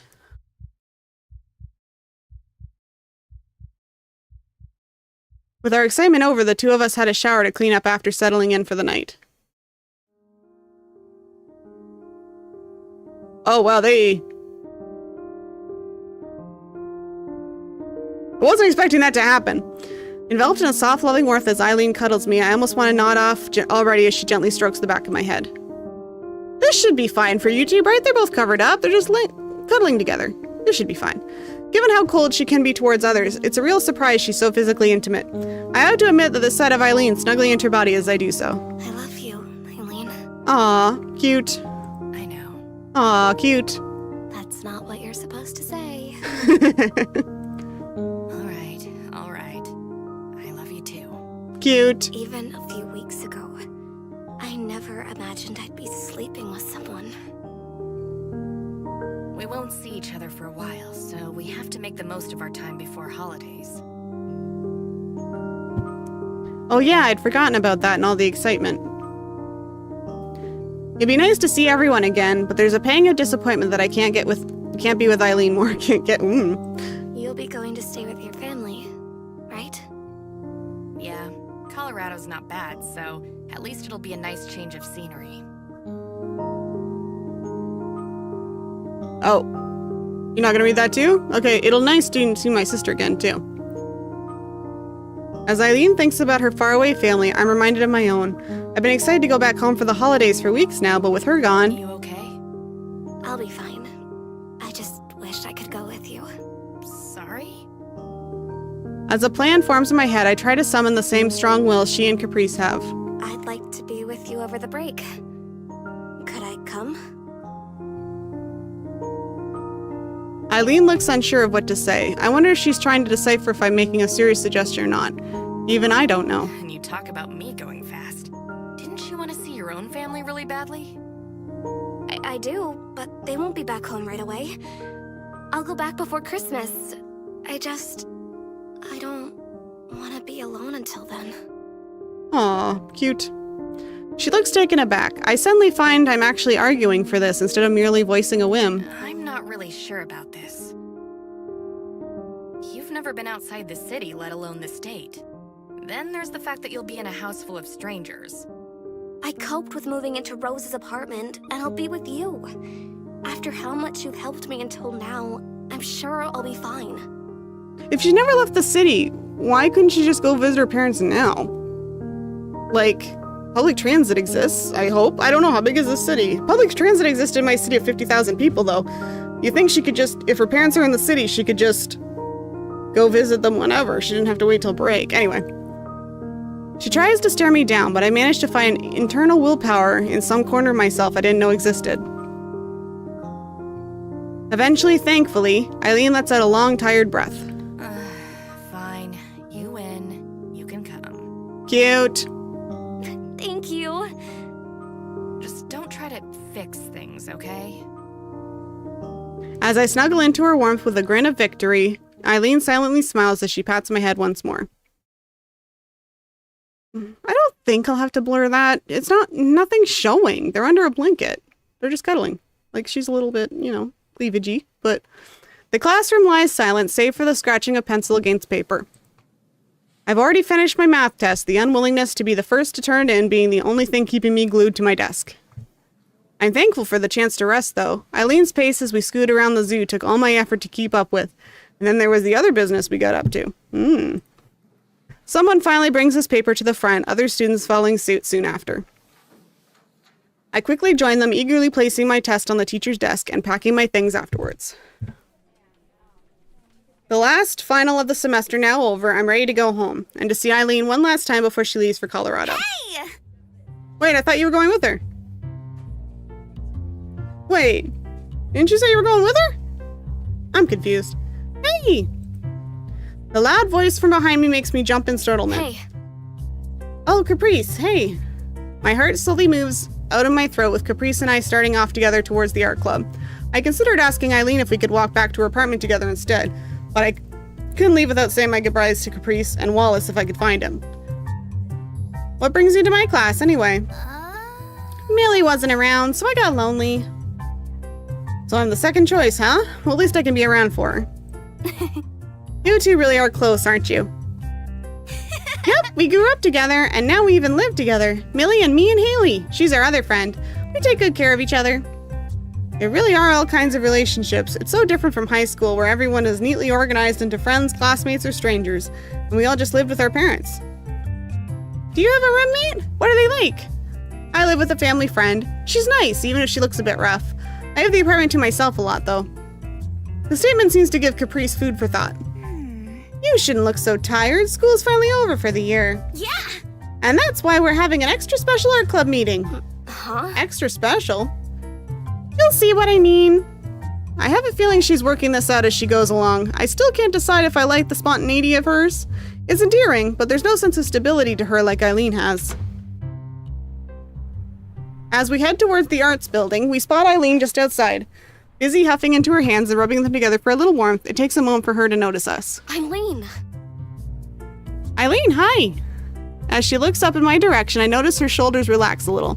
It wasn't long ago that I only ever saw Eileen tense and on guard, but now she reflexively relaxes when I'm around. It's nice. For her part, Caprice just bowls on ahead without a care in the world. Hey! Eileen tenses right back up as she sees my companion, the moment lost. Still, I'm much rather happy at the effect I have on Eileen, whether she notices it or not. Afternoon. Afternoon, you two. Caprice, why are you looking at me like that? It's creeping me out. Caprice grabs onto both her shoulders and, to my surprise, directs us away from the arts building.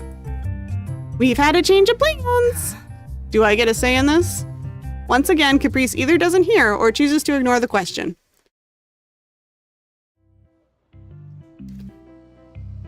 By the time we arrive at my apartment and shirk our coats, it's already dark enough to flick the lights on as we enter. Apart from the sound of passing cars, the only sounds are Caprice's exaggerated sounds of thoughtful inspection. Eileen raises an eyebrow as Caprice whips out her phone to take a photo for posterity, to get him disappearing into her pants pocket almost as quickly as it appeared. Will you just leave that thing? You've been fiddling with your phone on the way here more than Allison does. Hey. Well, it's true. Caprice gives a thumbs up, but has the opposite effect of anything. Her agreement is a little too quick, given how stubborn Caprice usually is. So Rose isn't here then. She drifts in and out. I've given up trying to work out any schedule to it. Cool! Ooh, posters! They're my roommates. She's been living here longer than me, so the decorations are all hers. A knock on the door rings out, 4 light taps struck with a metronome's timing. Come in, door's unlocked! Huh? What's going on? This is my apartment, you know. Caprice just grins, drawing a grimace from Eileen. What did you think was on my phone for? I called over some friends. There's Millie. The old door creaks open with Millie's head peering into the living room. Assured that she's come to the right place, she skips in with the unmistakable figure of Wallace following her like a giant shadow. Millie! Millie, have you heard from Haley? Millie answers as she takes off her coat, Wallace doing the same for his scarf. Hello there. She's at home, sleeping. Seems like finals tired her out. Come on. She never wants to go anywhere. I don't know this Haley, but I feel like I could relate. It's not just about finals or going particular places. Being around people is exhausting in itself. Lately I've been looking forward to it though, even if it takes a lot out of me. The clinking of bottles draws my attention, looking downward, showing a 6-pack of bottled beer being carried in one hand, and a plastic bag with a couple of brightly colored nacho packets visible inside. Caprice looks up to the two, surprised, just as I am by the present they brought along. Just a little something for the special event. I can't believe you didn't take the Santa hat they were offering, though. Not happening. I'm not wearing a Santa hat. I'm not wearing a Santa hat, Christmas or not. Why? Why not? Would have suited you. Don't you start. So this was Caprice's plan, a party to celebrate the end of college for the year. I really would have preferred her to just tell me, but there's also begrudging respect that she's apparently managed to organize all this during the short trip from college to my apartment. I'm about to warn Wallace about Millie casting covetous eyes on his beer when Eileen leans over and murmurs in my ear. Allison. Sorry. Is a party here going to be a problem for you? Sure. It'll be fine, I think. Satisfied with my answer, she steps over the couch and takes a seat with a sigh. Despite my waving off the concern, I appreciate Eileen's sense of responsibility. As we talk, Wallace sets down the beer and chips on the table. Don't underage drink, people. No underage drinking. In real life, this is a video game. Caprice wastes no time in scooting over and ripping open the bag, Millie soon following and taking a seat across from her. The fact she steals one of the beer bottles doesn't go unnoticed. Millie. Wallace. Just the one. It won't hurt, right? Hey! Hey, stop hogging the chips! But I'm hungry! Wallace just sighs, defeat as the two bicker over the food. I feel a little sorry for him, but given he did bring them. Make yourself at home. Eileen gestures for me to join her, jerking her head. Giving up any thought that I could control them, I skip over and take a seat on the cushion next to her. As Eileen turns toward the television, she finds a beer bottle held in front of her face. Looking up to the smiling Wallace offering it, she takes it in her hand. Merry Christmas, Eileen. Cheers. Same to you. The two clink their bottles together, popping the lids with a bottle opener on Wallace's keychain before Eileen slouches back to the couch. While the thought passes my mind that the last thing I'd want is an alcohol-fueled mess at my place, those fears are put to rest by the two gently sip away. They're just friends sharing a drink, not partygoers looking to get as drunk as they can. Looking around the room, this sure is low-key for a college party. We're just friends drinking and gossiping. It's nice, far from the wild craziness I expected when I heard tales about college when growing up. Guess I fell in with the right crowd.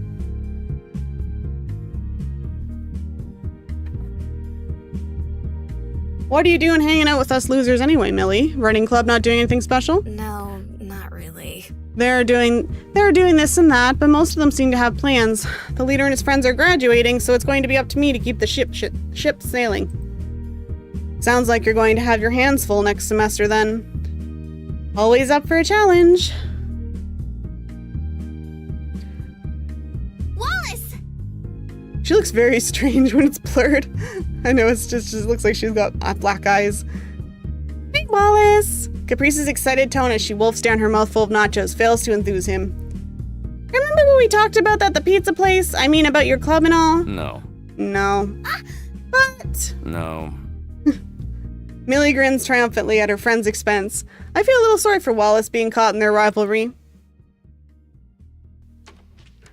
I'm the only one who notices the creak of the door, my attention wholly focused on it as I wonder who's arrived. Part of me worries that a Caprice organized for more people to come, the girl now bickering with Millie. As the leather-clad woman steps in, everyone in the room suddenly drops into dead silence as they stare back at her, the woman being just as dumbstruck. Hey. Sup? I struggled to stifle a chuckle, never having seen Rose act so awkwardly before. Everyone, this is my roommate Rose. Rose, these are my friends from college. The clarification has the intended effect, everyone relaxing as soon as the words are said. Sure is some wild party you got going on here. Oh, yeah. Oh, actually... I'm left wondering what she's doing as she clinks her fingers and dives back for my coat. After a few minutes fishing about, she manages to pluck out my phone. After handing it me to enter the unlock code, Rose stands back in the corner of the room and holds it up in both hands. Just gonna take a quick photo for the folks. Smile, guys. Cute. Caprice and Millie need no further prompting, leaning towards each other as Caprice flashes a V and gives a toothy grin. I simply lean towards Eileen as she does the same. As we do, I idly note that this will be our first photo together. Is this the end of the game? As Rose brings the camera steady, I can't stop myself from smiling. I spent so long stressing about being away from my family, but before I knew it, I found myself surrounded by a new one. We might all be a bit odd, but we get along. I found someone to hold dear who cares for me. We're all in this together, celebrating life in my little slice of the city. I finally made a life that I can call my own. Thank you, everyone. Rose, Caprice, Wallace, even Millie. And especially Eileen. Is that the end of the game? Oh god, there's an Act 3! Oh, no! Okay. I gotta stop by noon.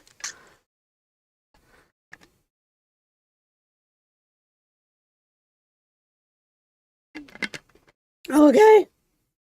Let's go. Okay. One thing I hadn't counted on when asking Eileen if I could come over was how large the distances involved were. I'm already feeling the difference from home. Colorado and Utah. They're in Utah? They're in Utah? I did not get the Utah vibe from them. It's good they can be so openly in a same-sex relationship in Utah. I did not think Utah. Anyway, Colorado and Utah might be right next to each other on a map, but all seen between them are vast plains of utterly nothing. With noon, are they in Boise? Wait, is that... No, Boise is Idaho. Utah is Salt Lake City. Does it get that much snow in Utah in November? I have so many questions. With noon approaching, little else for miles as we motored down the endless strip of tarmac, Rose made the executive decision to chance this place for some lunch. It's a little chintzy for my taste. The faux 50s interior is decorated with a mishmash of cheap Americana, but Rose is in her element as she stuffs down another hunk of meat. At least it's quiet beyond the cheerful music, given the diner to ourselves. I have to look. No, you don't have time, Morgan. You must keep reading. I barely slept all night, not only the prospect of seeing Eileen's home, but at this being my first trip so far from my own. Right now, though, I'm just glad to be free of the motorbike's vibration and noise. I've finally come to become used to the odd short trip around the city, but the road trip is something else entirely. Deer hunting makes more sense if they're in Utah. Because, I don't know, it's definitely more outdoorsy state than I thought they were in New York. Or, if not New York, like more Midwest. Or not Midwest, Mideast states. I say like I know what the heck I'm talking about. Still getting your back legs, huh? It's been 4 hours. Give me a break. 3 more to go. 7-hour bike ride. Woof. She digs in once more as I groan and try to swing my legs back to life. Man, the steaks here are amazing. You're missing out. I think I'll be fine. I take a sip of my milkshake while gauging how best to tackle the huge plate of steaming nachos before me, buried in cheese, sauce, and sour cream. The jalapenos are carefully picked off and sitting to the side.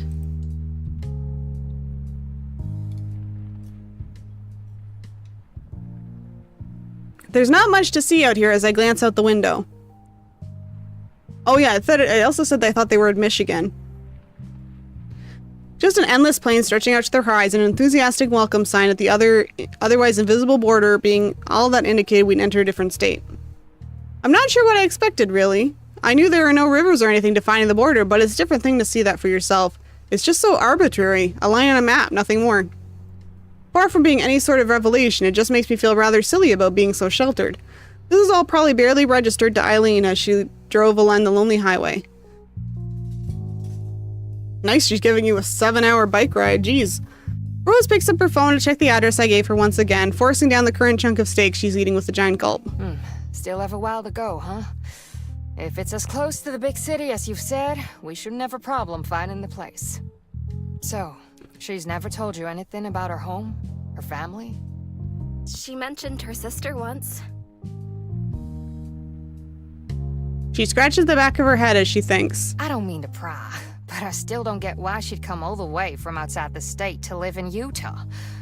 Not that I have anything against the place, I do like it, but it's Exactly not my exactly thought. where I'd choose if I were her. Exactly my thought. She's such an artsy type. Utah is a strange place to go to college for. It's not really... As far as I know, Utah is not known for its arts community. As far as I know. I'm Canadian. Keep that in mind. Coming here just for a community college? That's the part that gets me. That too. I'm not exactly an artist, but from what you've said, she could probably get a scholarship at a proper college. Sounds like she could probably afford tuition even with that one. Rose looks to me for answers, but I have none. When she puts it that way, there are vast stretches of Eileen's past that are total black spots to me. She leaves me to stew a little as we eat our respective meals, piping up again as she chews. Remember when you asked me about my family a few weeks ago? And I blew you off? I feel like I should probably explain that. Not to get too deep into things, I ended up cutting ties with my mom and pop. Given what my family was like, I wanted to have a clean break from them. Oh. Makes more sense why she has a southern I'm accent, sorry too. for bringing it up. I've made peace with it, don't worry. My point is, Failing to remember, she starts circling her fork in midair. the point of all this was... Right, Eileen.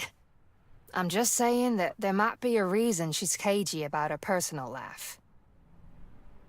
I guess that makes sense. My nod earns a comforting grin. You're a good kid, Allison. I'm sure you'll do fine.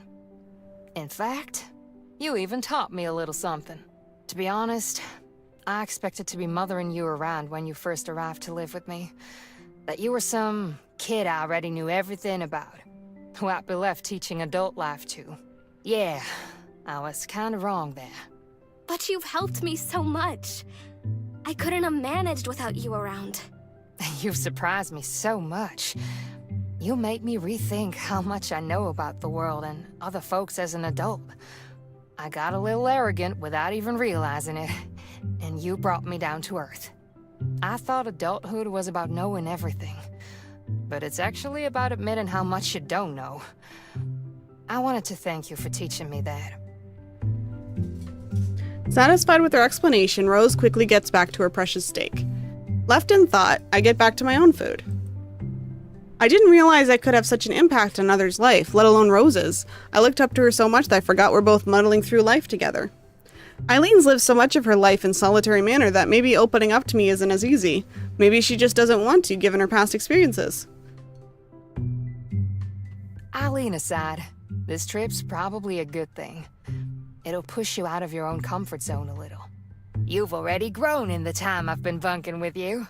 Just hang in there, right? Thanks. I will. Atta girl. Sharing a smile, we get back to our food. Of all the people I might have ended up with as a roommate, someone like Rose was among the last I expected. Maybe she's just the sort of person who was best for me. Yay! It's not a short but sweet road trip. 7 hours is not a short road trip. The two of us find ourselves in a surprisingly quaint little corner of America, a heavily forested town with snow-covered pines visible no matter which direction you look. Wood seems to be the norm for building around here rather than concrete. I find it quite charming, actually. I was worried I'd be awkwardly roaming through some manicured slice of suburbia, but this feels closer to a friendly country town. Almost something from one of Eileen's westerns. Just give me a call the day before you want to come back, alright? I will. Thanks again for all this. I know it's a really long way. Don't worry, it's a nice ride out to here anyway. Might stick around a bit before heading back. As she walks back to her bike, she stops and turns around once more, raising her hand in farewell. If you ever want to give me a call, go ahead. It's no problem. She's a nice lady. She just drove 7 hours to get this girl to visit her girlfriend. Like, I know... Yeah, but maybe she's making a trip of it too, but geez. I'll be seeing you, Allison. Bye, Rose. Thanks for everything. She beams a smile as she gets back on her bike, fitting her helmet before kicking back the stand. Motorcycle! With a flick of her wrist and press of her foot, her bike roars to life, Rose sailing off down the road and around the corner out of sight. I do my best to appear natural as I turn back to the house before me, duffel bag of clothes slung over my shoulder. The scenery around here is nice, and there's hardly a crowd. In fact, I'm the only person around at all. It's a big house.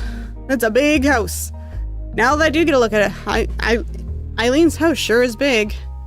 My eyes slowly scan around as I slowly make my way down to the front garden path, taking in every detail. I guess being outside the city would make bigger houses a little more affordable. With a gulp, I gingerly press the doorbell beside the solid oaken door, quickly brushing my clothes with my hands afterwards to look as presentable as possible. Even as muffled footsteps approach, I'm trying to flick a little snow from my hair. As Eileen opens the door, I'm greeted by a warm smile. That reflexive reaction to the sight of me makes me feel better already. Fancy seeing you here. I made it. In the end. Enjoy the bike ride? Yeah, it was great. I don't think I managed to make that very convincing. Looking at each other, I think we both realize we're just making small talk. She leans forward, the two of us sharing a momentary kiss before she nods for me to come in. It's strange how such a simple action can feel so nice every time, my heart skipping even from the most gentle peck. I obediently follow her inside, closing the door behind me as I do. These people are rich. Dad, she's here! Not like, incredibly rich, but definitely upper class rich. Eileen's cut off by the sound of soft footsteps on carpet rapidly approaching. A small figure suddenly skips around the corner of the stairs and into the entranceway, nearly barreling into Eileen before stopping herself. With both of us taken by surprise, the small girl examines me. Likely around 10 by the looks of her, it's difficult not to see a bit of Eileen in her face. Hello there. She quickly shuffles behind Eileen in response, her apprehensive face peering out from safety. Eileen just gives a sigh in response. Welcome to the family. Turkey! The smell of freshly cooked chicken. Oh, chicken. Why chicken? It's Christmas. The skin's still steaming away with an appetizing glint. I love chicken, but that's not Christmas. The line of plates down the center of the table hardly lacks for sides either, with potato salad, coleslaw, lettuce, and other greens. While I'm thankful for the luxurious dinner before me, it's a rather quick introduction to her family. I can't help but feel intimidated when surrounded by everyone at once. With her father already preparing dinner as Eileen let me in, and her mother arriving from work only soon after, it was unavoidable. That being the case, here we all are gathered around one big table. While not exactly a mansion, it's obviously Eileen's family lives very comfortably. I'd probably be pretty green with envy at how well off they are, if not for being so self-conscious about how to act in front of them. Oh, there's... I suppose some proper introductions are in order now that we're all together. That is some side-eye. I'm Eileen's father, Andrew, and this is my lovely wife, Elizabeth. A pleasure. And you would be Allison? Oh, yes. Allison Merlot. My nerves seem to amuse her father as he gives a reassuring smile. This isn't a job interview. You can relax. Right, yeah, sorry. I let out a long breath to try and relax a little, though it doesn't really work. Well, now, let's dig in. I'm no chef, but it hopefully shouldn't give you food poisoning. Smiling politely as an attempt to lighten the mood, I start to ladle this and that from the large plates. My mouth's already watering at the prospect of so much wonderful smelling food. Rose might be many things, but she isn't a cook. So what's wrong with these parents compared to her? They seem nice enough. Satisfied with my selection of meat and salads, I pile some potato salad onto my fork and tentatively have a taste. My reactions seem to draw smiles as I make progression on the meal, but I'm so enamored with the food I can't help but going. It's nice to see Eileen's already made friends in college. A brief panic comes over me as I realize we haven't talked this over. Is she out to her parents? Are we going to play this as simply friends? As I'm all over how to handle things, Eileen's voice cuts through. Allison's my girlfriend. I probably should have mentioned that earlier. Everything seems to stop for a moment. Oh no! That's so awkward. Yes, you should have. I thought you said having a girlfriend wouldn't be a problem. Oh, this got so awkward so fast. You know that isn't what I'm talking about. This isn't the first time you've kept us in the dark since moving out. Awkward. I have to admit that I can sympathize with her mother, which puts me in a delightfully awkward spot. Eileen's father makes no attempt to mediate as he eats, which is probably the best approach. Didn't think I needed to report back on everything I did. Don't you think this is important enough to warrant a phone call? Neither Eileen nor her mother raise their voice, even eating the odd bit of food as they quibble. The argument feels almost routine, which, going by her father's reaction, might as well be the case. Even her sister is still eating, albeit with badly hidden glances. I mean, our daughter's first girlfriend. Isn't it nice she gained something from college? Ooh, that's a weird thing to say. She looks pointedly to her husband with just an edge of snark to her voice, but he, perhaps smartly, simply acknowledges her with a smile. Dropping that on them here and now is quite the decision. I'm beginning to wonder why I thought this was a good idea. I can't read her parents at all, but I can already tell my presence here is only increasing a tension that already permeates this household. Well, you know now. Probably because she went to a community college out of state for no real reason except that she didn't want to be near you guys. Awkward. At least Eileen dating a girl isn't a problem in and of itself. Eileen's father finally pipes up as their argument peters out, taking a swig of his wine to wash down his food. Setting all that aside, it sounds like college in Utah is working out well for the both of them. College in Utah. What a place to go. Her father gives a brief chuckle, maybe sensing my tense mood. He seems down to earth and relaxed, especially compared to her mother. That said, I get a vague feeling of being a foreigner, and not just because I'm in a different city. As if there's a certain social etiquette that I'm not quite aware of, but everyone else is following naturally. Right. So, tell us about yourself, Allison. Attention now focused on me, I freeze up. I must have expected this would come up. Judging by their conversation, Eileen probably told them nothing about me. This feels like introductions on the first day of elementary school all over again. Let's see. I go to the same college as Eileen. I've lived in the same city my whole life, but I moved a little closer to campus before semester started, so I'm still getting used to that. Why wouldn't you just visit your parents on the weekend if you were so homesick? You were so close. Like, at most, you were like half an hour out? Anyway. So you're an art student like Eileen? Oh, no. I'm nowhere near her level. I'm actually on a science scholarship.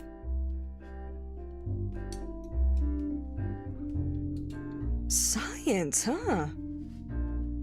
She sounds immediately interested, her eyebrows raised, but all I can offer is an evasive dodge. I don't know how to say that I'm not really excited about it, even if I apparently have some talent. We are in the art club together, though. We met through the mutual friend who made it. I see. Her previous curiosity suddenly hits a wall, her entire demeanor changing. Did I say something wrong? The abrupt change in tone completely breaks my train of thought, unsure whether to continue or clear things up. So, her mom obviously has an issue with her being an artist, obviously have an issue with her going out of state to another college, or to a college out of state. The other problem I have is the feeling of someone's eyes drilling into me. Eileen's mother notices my eyes shift beside her, hand holding little girl's back to reassure her. Come on, dear. Be polite. The effort doesn't seem to move her, the girl resisting as her suspicious face shrinks behind her daintily patterned children's plate. My name's Eve. Aw, cute. Nice to meet you, Eve. That's a lovely name. I keep smiling, but her pouting shows my charm offensive isn't working out. Once again, Eileen comes to the rescue, speaking up as I try to think of another way to overcome her distrust. Are you going to be like this all night?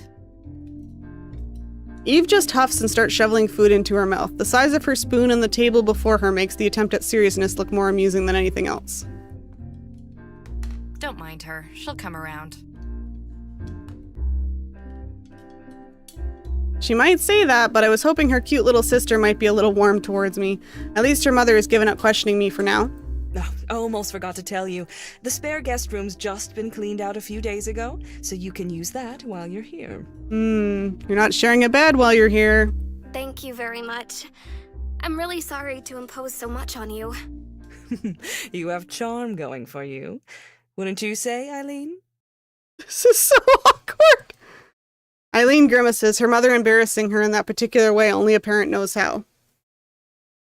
That was an interesting dinner. Nothing weird about that dinner. I can already feel my eyelids getting heavy as I lean back into the wonderfully soft couch, the exhaustion of the trip and meeting Eileen's folks finally catching up to me as I rest in the living room. The fireplace happily crackles away near the Christmas tree, the cozy room all warmer thanks to the heat of the shower still lingering on my skin. All that can be heard are the fire and the faint clanking of dishes as Eileen's parents wash up, recounting the day's events between them. I very nearly succumb to my doziness before Eileen walks in, pulling back her still slightly wet hair. The sight of her in pajamas wakes me up a little, though, and I quickly try to move my gaze elsewhere.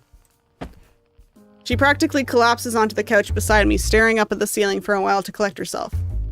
I catch myself staring at her, but if she minds, she doesn't show it. Nope. What a day. That goes for both of us. I almost mentioned the argument Eileen had with her mother, but I can't work out how to want to phrase it. Maybe it's for the best that Eileen preempts me. So how was the trip, now that we can talk properly? The times we stopped were good. You're braver than I am. Couldn't pay me enough to get on one of those things. Oh, come on. I'm sure you'd be a natural at it. No way. Your roommate's crazy for using it as her only transportation. Your parents seem nice. Eileen just shrugs. I wish they were a little more subtle. About what? Being so specific that you'll use the guest room, not mine. My cheeks flush scarlet as I connect the dots. Huh? Did you just realize that was about? Oh! No, but I'm still embarrassed to talk about it. Even Eileen finds amusement in how flustered I am. I bury my face in my hands. Never change. If I had lied and said we were just friends, I wonder if they would have been so adamant about the two of us not sharing a room. I peek at her from behind my hands. I don't really know what to say. I don't know enough about her parents to say anything. Maybe that should have been better. Maybe that would have been better, huh? Her smile returns and she leans towards me. I can feel my face go redder. My heart burning in my chest, all I can do is lean to meet her. Eileen closes her eyes, our lips meeting for one brief moment. As I pull back, the two of us look at each other and smile, partly from happiness and partly from our own sheepishness. It's going to be a while before this comes naturally, I guess. As I watch her, though, Eileen's face slowly collapses into frustration. What's wrong? Everything's wrong!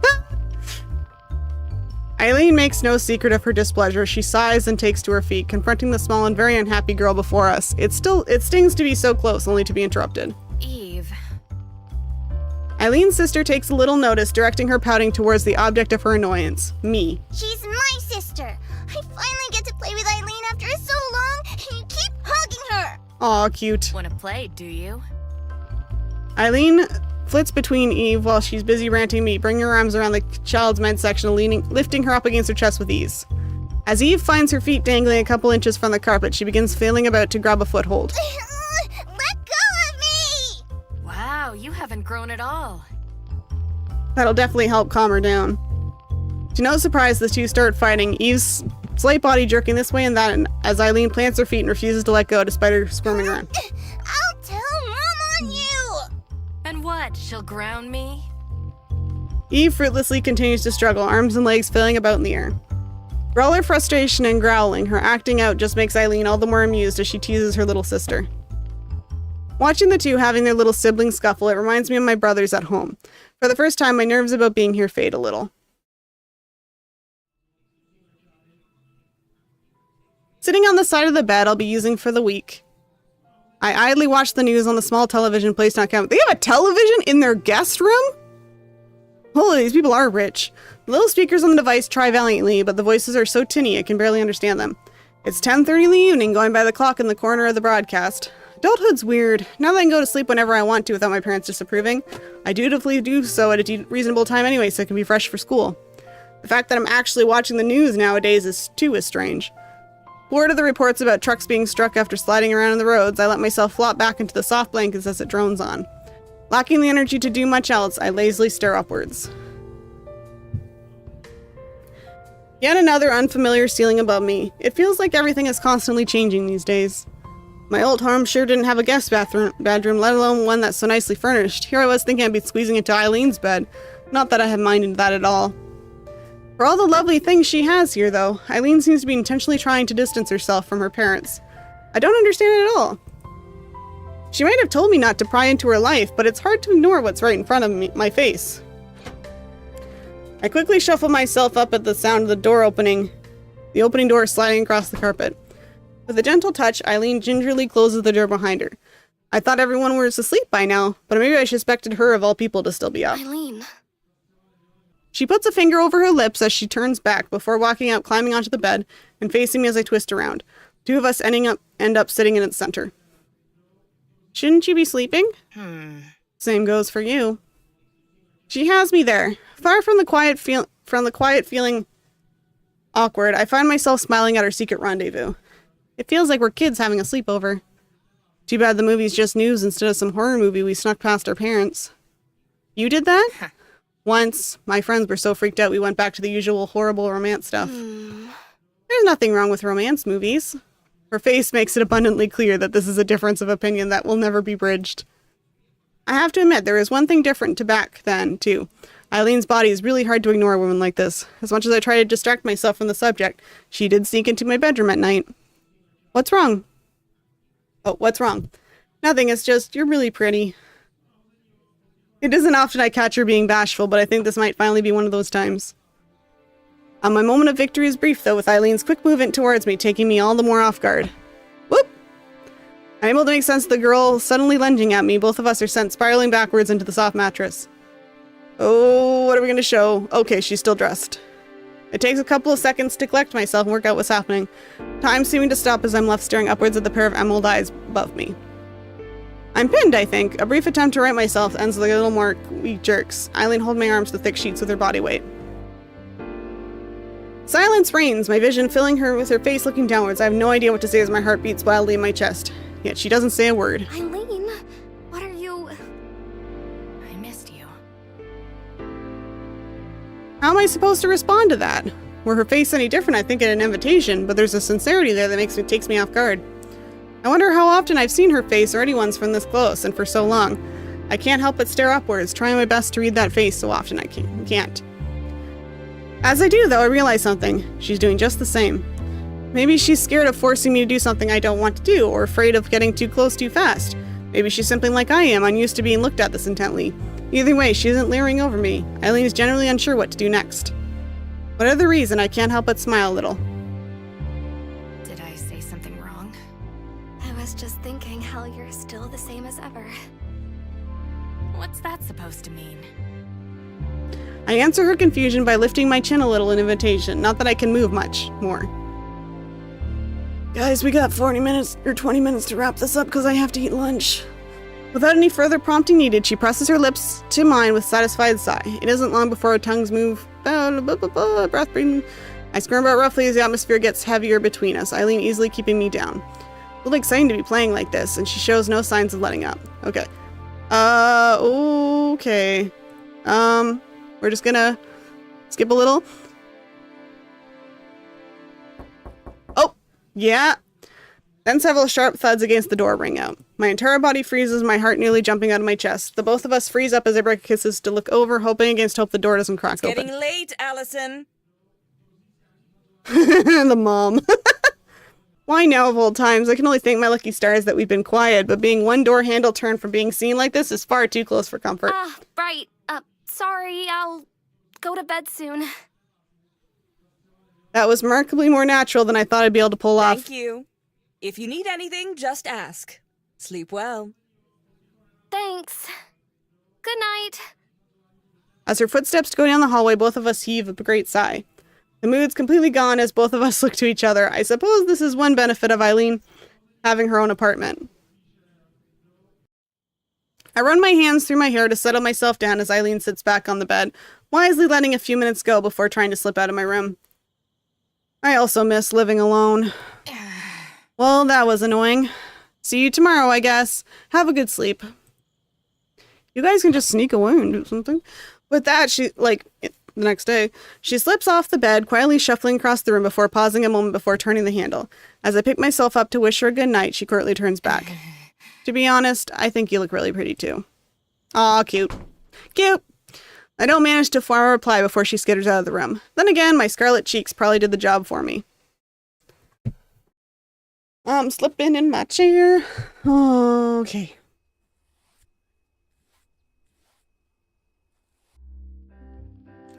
Rubbing sleep from my eyes as I slowly drag myself to the living room, a restrained yawn heralds my entrance. I thought I might have trouble getting to sleep in an unfamiliar place, but everything that happened, I crashed almost immediately.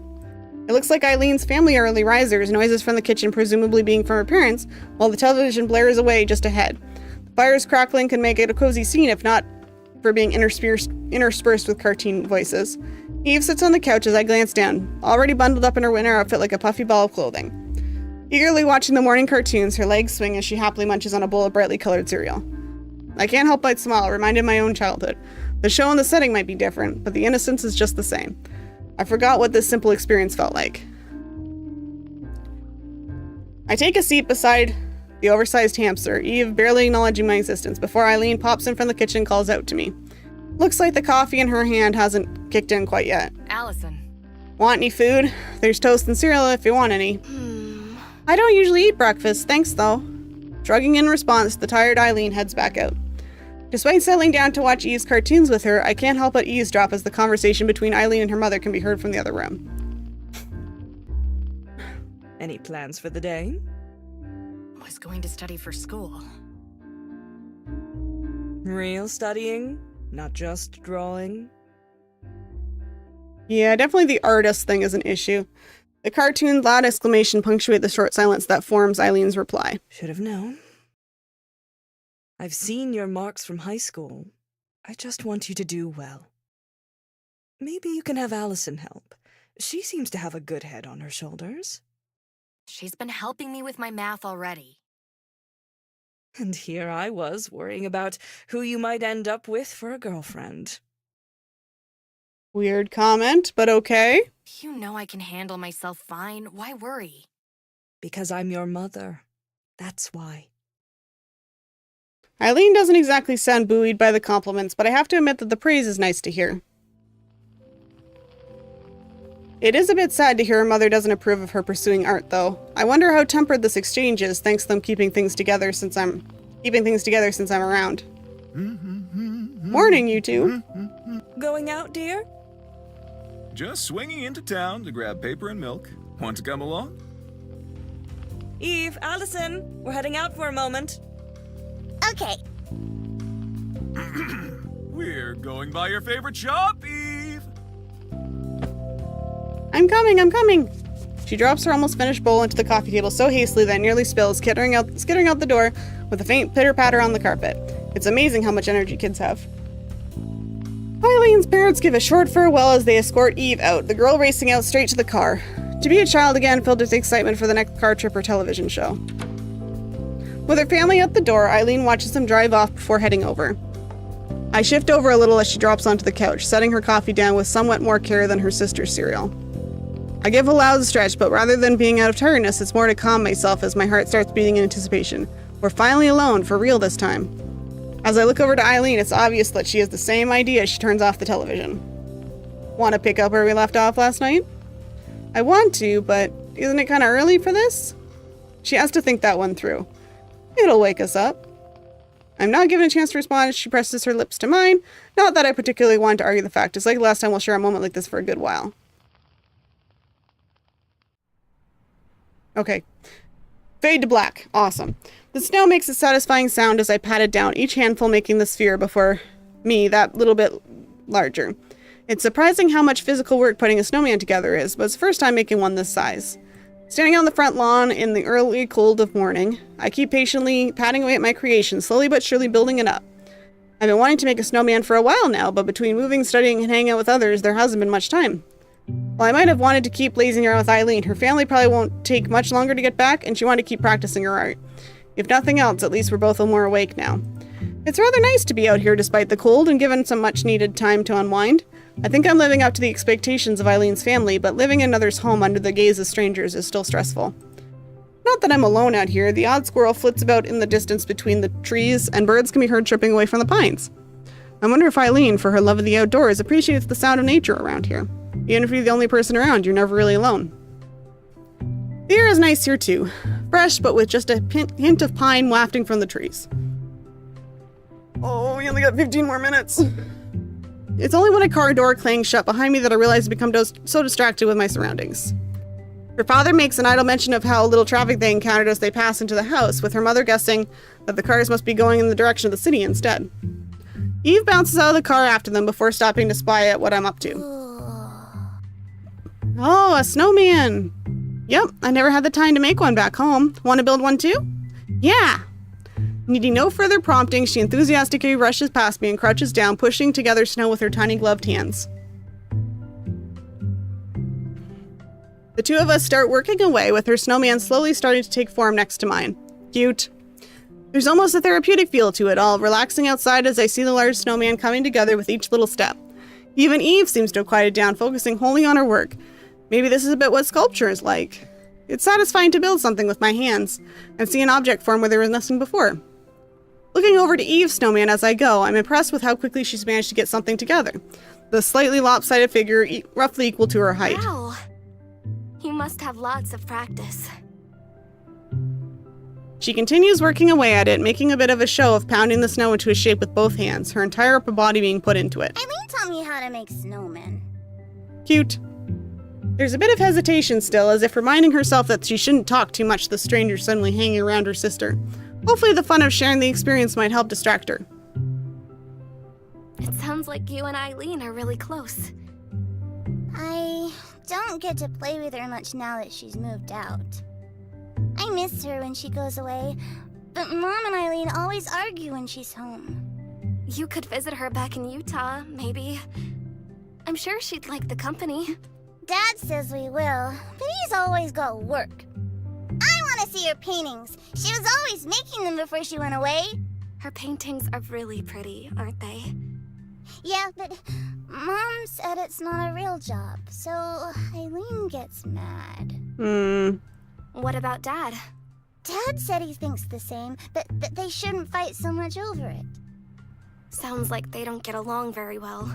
Hey, can you make Eileen happier? I'll certainly do my best. Satisfied with the best answer I could come up with, she goes back to her work on her snowman, little hands collecting some more snow to pat on. I might say that, but I don't really know where to begin now that I think about it. She's done a lot for me, but when I think back to when we've been together, all I've been able to do around her is watch as she draws and paints. I'm just getting myself worried over her. As she said, Eileen's perfectly capable of looking after herself. It's not like she needs me to be happy. Trying to stop myself from dwelling, I focus on patting the head of my snowman some more to make it a bit less rectangular. Do you paint too? Not really. I just draw cute things. I draw too! Can I show you my drawings later? Sure, that'd be great. As she beams a grin, I'm glad to finally be making headway with her. I never thought I'd be bonding through messing about in the snow. Have you shown Mom and Dad? Mm. They're always busy, so I can't always show them. My nanny's seen all of them, though. She's nice. A nanny, huh? I suppose you don't get to live this nicely without some sacrifices. I wonder if Eileen was raised by a nanny, too. I wonder if either of them ever really connected with their parents. As we work away on our creations, the door opens once more. Looking around to see who it is, a familiar figure strides up. I do worry about her long boots in the slippery snow, but she doesn't seem bothered. Huh? What are you two doing? Making snowmen. You don't say. Well, if you want some lunch instead of freezing out here making snowmen all day, come in from the cold already. But I want to make them better. Eileen studies her work for a moment before reaching over towards me. Too confused to respond, I just stand there as Eileen's hand reach over and take my scarf in their grip. Unwinding it from my neck, she silently walks over to Eve's snowman and smartly wraps it around what's probably supposed to be the neck. That looks cool. There, he'll be happier now that he's less cold. He'll still be here when you get back, so go and eat something. Your show is starting, you know. Shocked that she might be missing even a minute, she completely drops any attention she had on the snowman and stomps off as quickly as her restricting clothes allow. It's obvious Eileen has Eve wrapped around her little finger. All I'm left to do is stare at Eileen, pouting. You can grab your scarf back when Eve gets bored of making him. I was going to use it on my own snowman. Seriously? I swear, you're worse than her sometimes. Oh my god, I got 12 minutes. I don't think this game's gonna be over in 12 minutes at the rate it's going. The sound of Saturday morning kids shows fills the living room as I walk back in, each hand carefully balancing a bowl of cereal. Eve sits quietly, wholly focused on watching television. While still something of a work in progress, she seems more content to let me hang around now, even if she doesn't engage much. Maybe simply being friendly company is enough for her. Despite being the weekend, Eve's parents are out once again. This time they're with Eileen to check out how her car is going. Of all the ways Eileen's home is different to my own, it's the sheer quiet that most gets me. With few cars around, or people nearby, there's only the odd boisterous bird outside to make noise. I could get used to small town life like this. My spacing is interrupted as the main door shuts with a loud thud, similar figures striding past. Welcome back, how's the car? It's fine. We're heading out once Dad's finished poking at it, by the way. Sure. Where are we going? You'll see. Finish your breakfast for now. I'll get your clothes out and pack everything. Wasn't this a bit of a rush? I still have sleep in my eyes from waking up, and she's usually a zombie at this time of morning. Still standing around with bowls in my hands, I hold them out and look down, checking that I'm not going crazy and actually did dress myself this morning. But I'm already dressed. Not for where we're going. Are you going to church? Oh, no, you're going for a hike. The quiet morning is only punctuated by the crunch of snow underfoot, the occasional birds chirping, and the jangle of items from our backpacks. Apart from the woman plodding ahead before me and the footsteps she leaves behind, all that I can see are pine trees, as much snow on their branches as greenery. Oh, and the puffs of condensation from our breaths. The scenery is nice, at least. I'd hardly expect to be spending today hiking through the forest when she's dragged me out of the house, but so far it's been a pleasant way to spend the day. Tired as my legs may be, Eileen's pace doesn't falter. The hiking clothes she lent me hang off my frame, but I suppose that she should have expected given our height difference. They're comfortable, though, and most of all warm. Picked a good day for all this. Not exactly warm, but at least it's not bitterly cold. She says this with all the care one might give when looking out a window of a morning. Eileen really seems to be treating this as an everyday activity. The fact we needed bear spray out here also weighs on my mind. Apparently being black bear country, Eileen simply carries it in stride. And so we keep plodding ahead. On the plus side, the air is nice and fresh up here. The odd, huge bird squawking as it flies above us, its calls echoing around the mountains, makes for a nice atmosphere. When we're alone like this, her family feels like the elephant in the room. There's so much I want to talk to her about, but I'm not sure what I'm supposed to say, since she told me not to pry.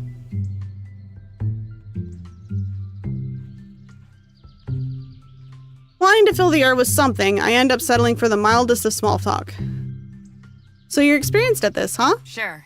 Yeah, I've been for a few hikes around here. Played outside a lot as a kid, ended up adventuring more and more until I started hiking. With your father, or...? No. No, alone. It's nice to have some time to myself. Without a doubt, Eileen has to be the most solitary person I've ever met. Maybe this explains her abrasiveness towards her parents, but it feels a little unfair for her to take it out on them. Coming out here has been a real help with my art, too. But we're running out of breath. I have to stop and take a moment to collect myself. My natural pace is slower than Eileen's, making this hike all the more taxing. How is all this related to art? The more life experiences have, the more inspirations you have. Hard to create anything worthwhile while stuck in four walls of my room. You need input and able to create output. It's how culture works. Thinking on her words as I turn and start moving once more, Eileen's voice calls out. Allison. Watch out, there's a stone there. I look at my feet, quickly stepping around the dangerous trip hazard. If it weren't so big, I'd move out of the way for future people coming up here. I took this route a lot as a kid. It's probably the easiest way to make it through this area, but you still have to keep an eye out. By breathing heavy, I come to the grim realization that Eileen must have been far more fit when she was young than I am now. Sorry, I'm a total city kid, I guess. You're plenty smart, but you can't just pick up everything from books and internet, you know.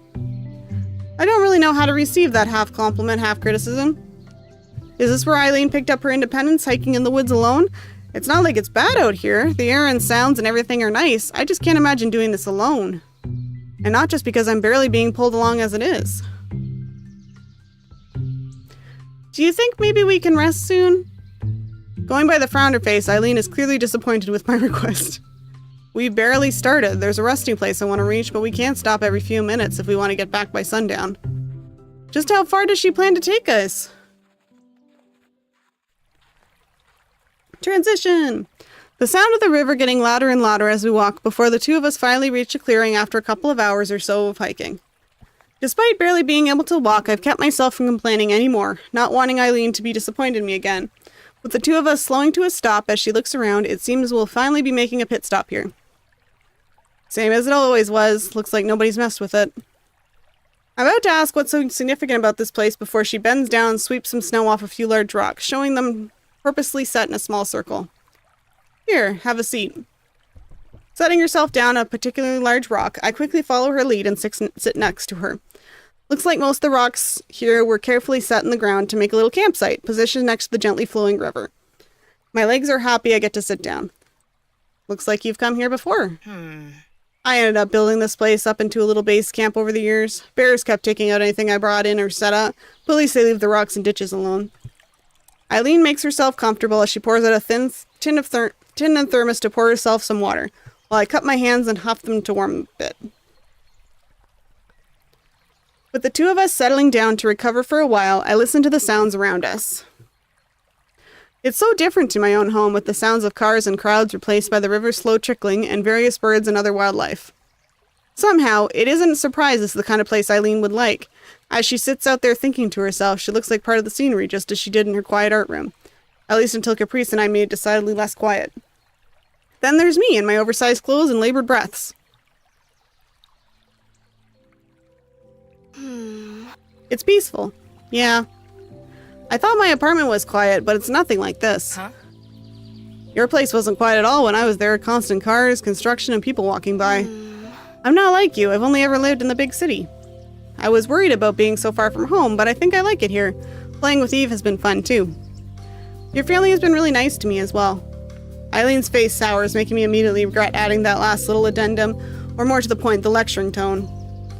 I want to understand her, but she gives me only small pieces to work with, not enough to puzzle things together. I knew my sudden intrusion into her home would at least be a little awkward, but I began to realize Eileen's resistance to bringing me here was about more than that. Eileen. I've started speaking and forgetting her. This isn't a great start. Just what is it that makes you want to be away from them so much? To move to a different state? I mean, is it just about your choice of career, or... Can we not bring all that up? I came here exactly to get away from my parents being on my case. And then there was silence. That explains her rush in this morning to organize our hiking trip out here. Why are we focusing on this area? Especially as she was stuck with her parents while she gave her car a spin around town. So what am I even here for? Something up? I thought you brought me out here because you wanted to share it with me. I was really excited to see the kinds of things you did growing up. Her face tells me that she hadn't even considered that reasoning. I feel a little stupid for attaching so much feeling to this now. Well, I mean, it wouldn't be a good look if I left you back at that house while I wasted time out here. So this was just stress relief for her. Even now, she's not looking at me. Probably more busy thinking about things over regards to her family.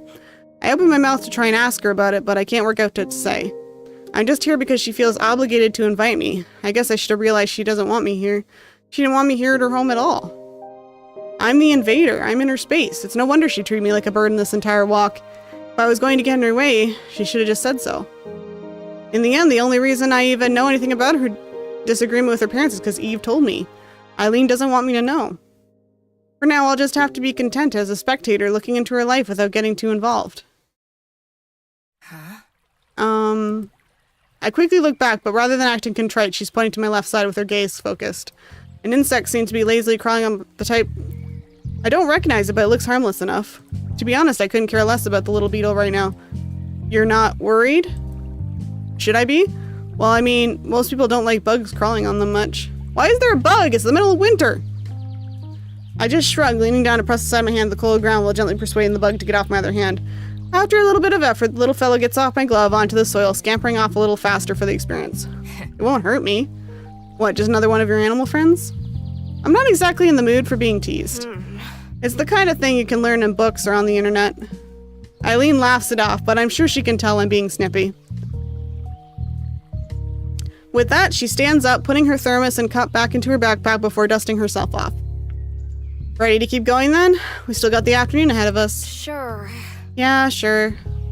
I try to put as much enthusiasm into it as I can muster, but I get the distinct feeling that I'm just along for the ride now. And so she pushes forward without looking back at me. This is always where I am with her.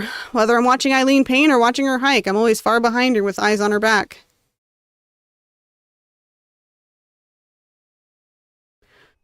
Oh my god, I think I have to pause here.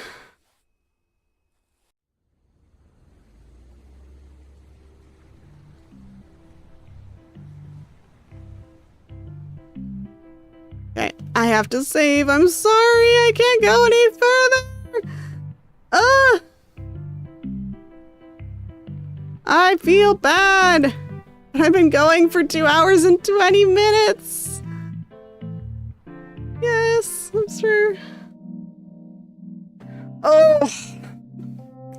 Well, that's where we're gonna have to wrap it up today. I'm just gonna have to finish this after Christmas, I guess. Oh well. It was just way longer of a game than I thought it was, and it's a lot of reading.